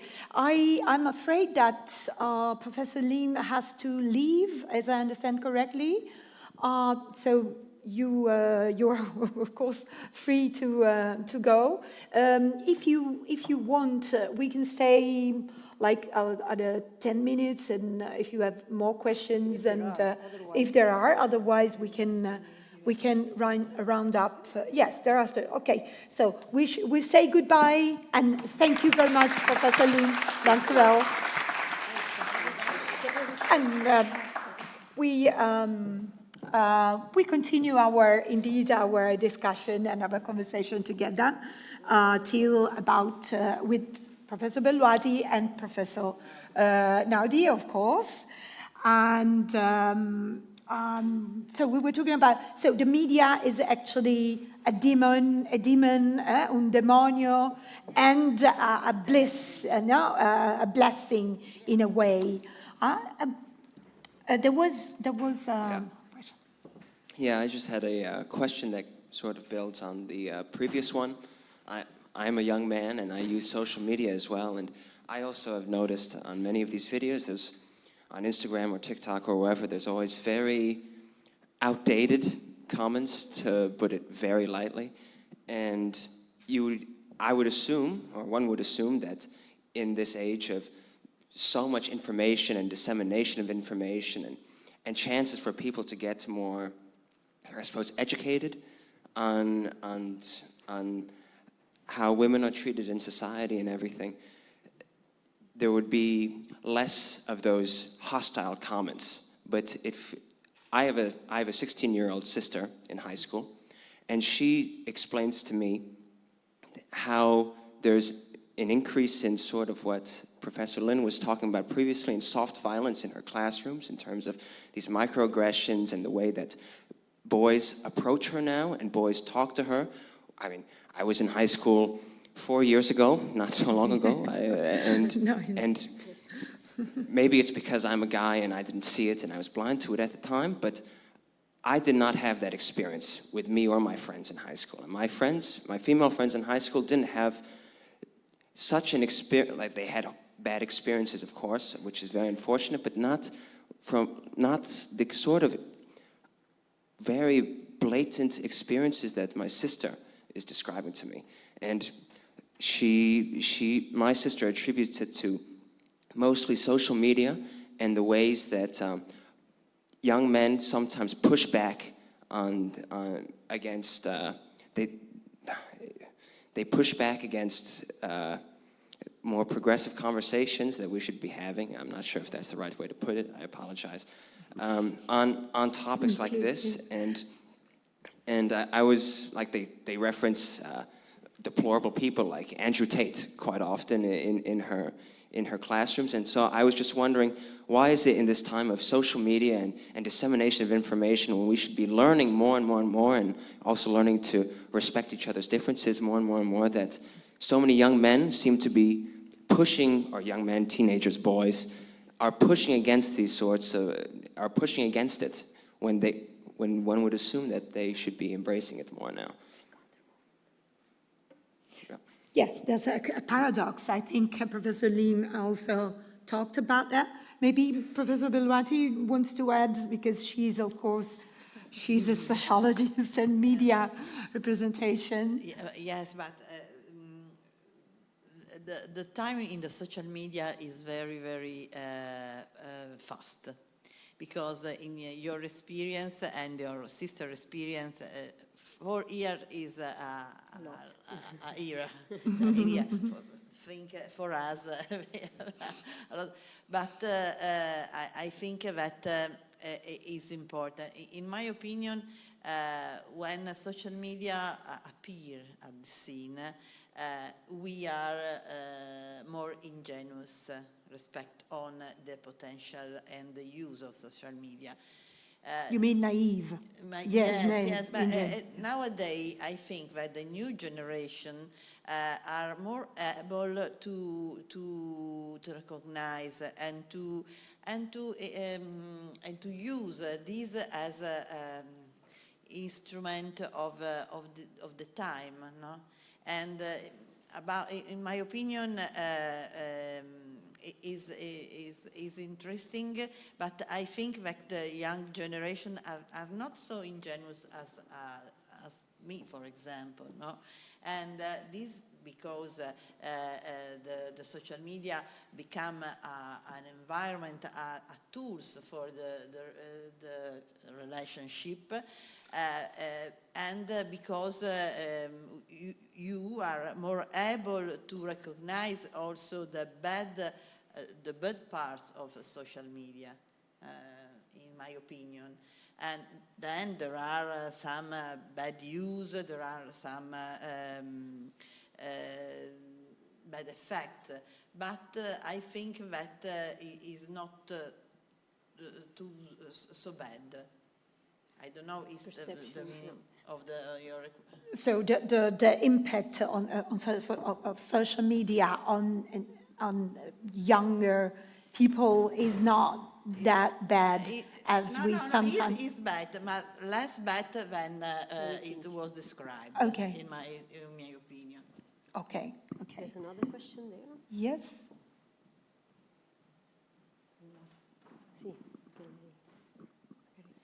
I just wanted to make a comment regarding this. I think that we shouldn't always stigmatize social media, because sometimes they are effective in conveying narratives that often traditional media are not able to. For instance, merely because of the fact that traditional media often relies on sensationalism, which social media don't. And also referring back to the case that my colleague was talking about the bear and the man, I think that in that case, social media were also successful in bringing a community of women together, so like bringing a solidarity movement as well. So I think that in some cases, social media can actually be beneficial. Yeah, that's a real social media. Please, yes, Professor. there are several kinds of social media, for example.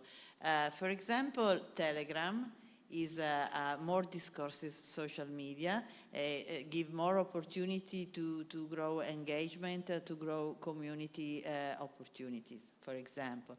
TikTok is different because is more undefined, the function of a relationship with TikTok, because is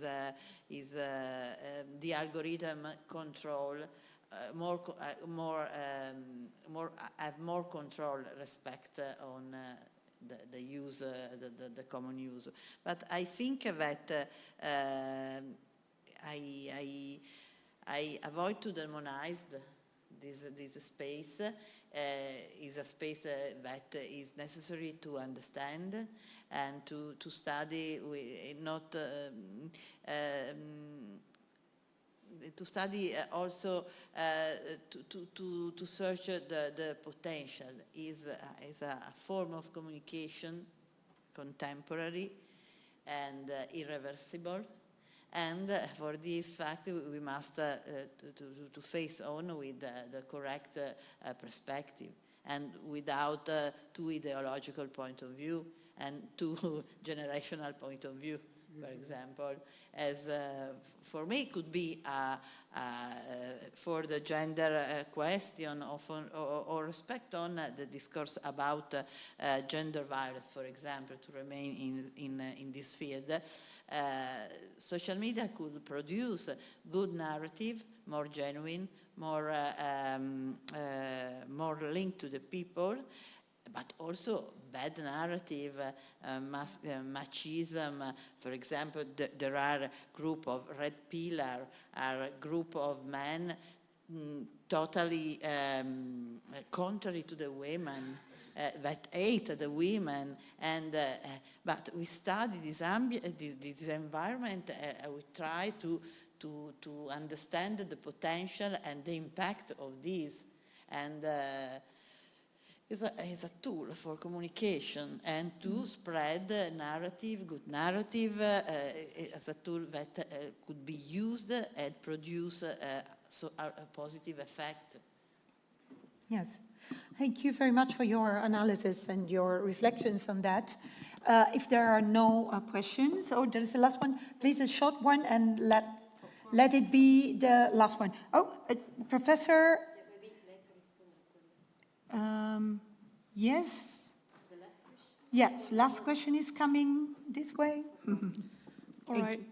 Final question, I suppose. Yes. I would like to hear a bit about your imagination, and let's propose that eradicating femicide rates to 0 over the next 50 years was our shared government's top priority. What type of policies would we see implemented in general, and what benchmarks would we see at 1 year, at 5 years, at 10 years with regards to societal change? How would a world with that ambition look like? We don't have one day to do to answer your question, because it's a huge question. But of course, please, I will ask Professor Naudi first. Thank you, anyway. It's a very beautiful question. Wow. Yes, $1 That million is quite question. a final question, isn't it? Yes. Well, I would say again that for me, the issue, what we have not managed to do yet is to change the mentality. It has changed some, right? But that foundation still appears to be there. And so for me, we would need policies that would change that foundation. So they would need to be educational, of course, always education as in formal education in the schools. But and we need to keep in mind. Sorry, I'm going to divert just a little bit. That teachers, as well as police officers and judiciary and us and whatever, we have all, and women, sorry, because this also relates to the previous comment about women being misogynistic as well, obviously. Because we have absorbed, and in class, I actually make this sound, I hope you're ready for it. We absorb from the context around us, right? Women as well as men. Teachers as well as professors, as well as, construction workers. Yeah. We all absorb from the context around us. And unless we tackle that, unless we tackle not just what the curriculum should hold, but how the teachers are teaching the curriculum, how the police officers have not just attended the training and they know the law and the procedure that they have to follow, but their mentality, unless we work on changing people's mentality, then we're going to go forward in sort of like little inches, and we won't make it in 50 years to be femicide free. Thank you. I would, yes. Would you like to give a short answer as well? We don't really. You don't have to. You don't have to. You don't have to. But I thank you, all of you, first, for your attention and your questions, the conversation we had together. And of course, I try to navigate you indeed, and excuse me if it's not always been very smooth, but I know smooth is not human. And I thank you again, Professor Belluati and Professor Naudi from Malta. And actually, before I give the mic back to Janneke Bossenbroek and Carmen van der Berg, I would like to share a fragment of a poem with you, which in many countries has become an anthem against femicide. The following verses are by the Peruvian feminist activist Cristina Torres Cáceres, and her poem is Si mañana me toca, quiero ser la última. If it's my turn tomorrow, I want to be the last one. Fight for your wings, those wings that they cut off me. Fight for them so that they can be free to fly higher than me. Fight so that they can scream louder than me, so that they can live without fear, mother, just like I lived. Mom, don't cry my ashes. If tomorrow it's me, I don't... If tomorrow it's me, if I don't come back tomorrow, mother, destroy everything. If it's my turn tomorrow, I want to be the last one. Si mañana me toca, quiero ser la última. If it's my turn tomorrow, I want to be the last one. And I think we all have to work together to make this wish, this cry possible. Just go for the last one. Thank you for your attention, and I'll give you the word to Janneke Bossenbroek. Janneke Bossenbroek is Policy Officer for Italy and the Holy See, Directorate for Europe of the Ministry of Foreign Affairs. Thank you. Wow. Thank you. Wonderful. Thank you for that introduction. Title. It's quite a long. It's a long. It's a mouthful. Yes, I know. Lovely. Okay, I'm very glad that I wrote it down. Please. Yes, and thank you again to our distinguished speakers and our wonderful moderator. And as you said, smooth is not human. And I'm also human, so I'm not smooth. But thank you again for addressing this very important topic. And I hope that by addressing it, we will remove it step by step from that taboo sphere that it's now unfortunately in. And as I mentioned, or as you mentioned, I am the policy officer for the bilateral relations with Italy, the Holy See, and San Marino. And while that bilateral relationship also expands to very good, excellent topics that Italy and the Netherlands can cooperate upon, this is unfortunately also a big problem in both Italy and the Netherlands. And hopefully today, by this conference, we have learned from each other. We have seen what policies are implemented in the Netherlands and in Italy, what problems we have in both countries, and how we can unite to jointly tackle these issues. So, thank you again.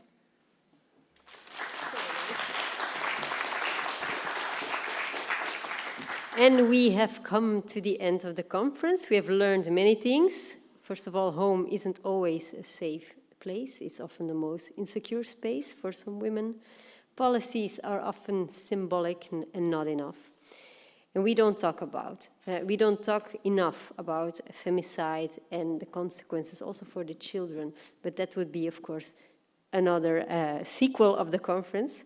And many, many other things. So I would just briefly conclude from my side. I would like to thank the following people. So Janneke Bossenbroek, which it was my partner in crime for organizing also this event. And of course, the speakers, Erlijne, Wissels, and the Dutch ambassador in Rome, our excellent keynote speakers, Marinella Belluati, Marieke Lim, Marceline Naudi, three experts, professors. Of course, all colleagues and also my assistants, Christina and Eletra. who ensured everything went smoothly. And a big thanks also to Daniela Tasca, who moderated very professionally this event. And yes, now I would like to invite you all for a small receptions. We have downstairs in the entrance hall, drinks, bites, and we can still chat a little bit. So thank you very much for coming and have a nice evening.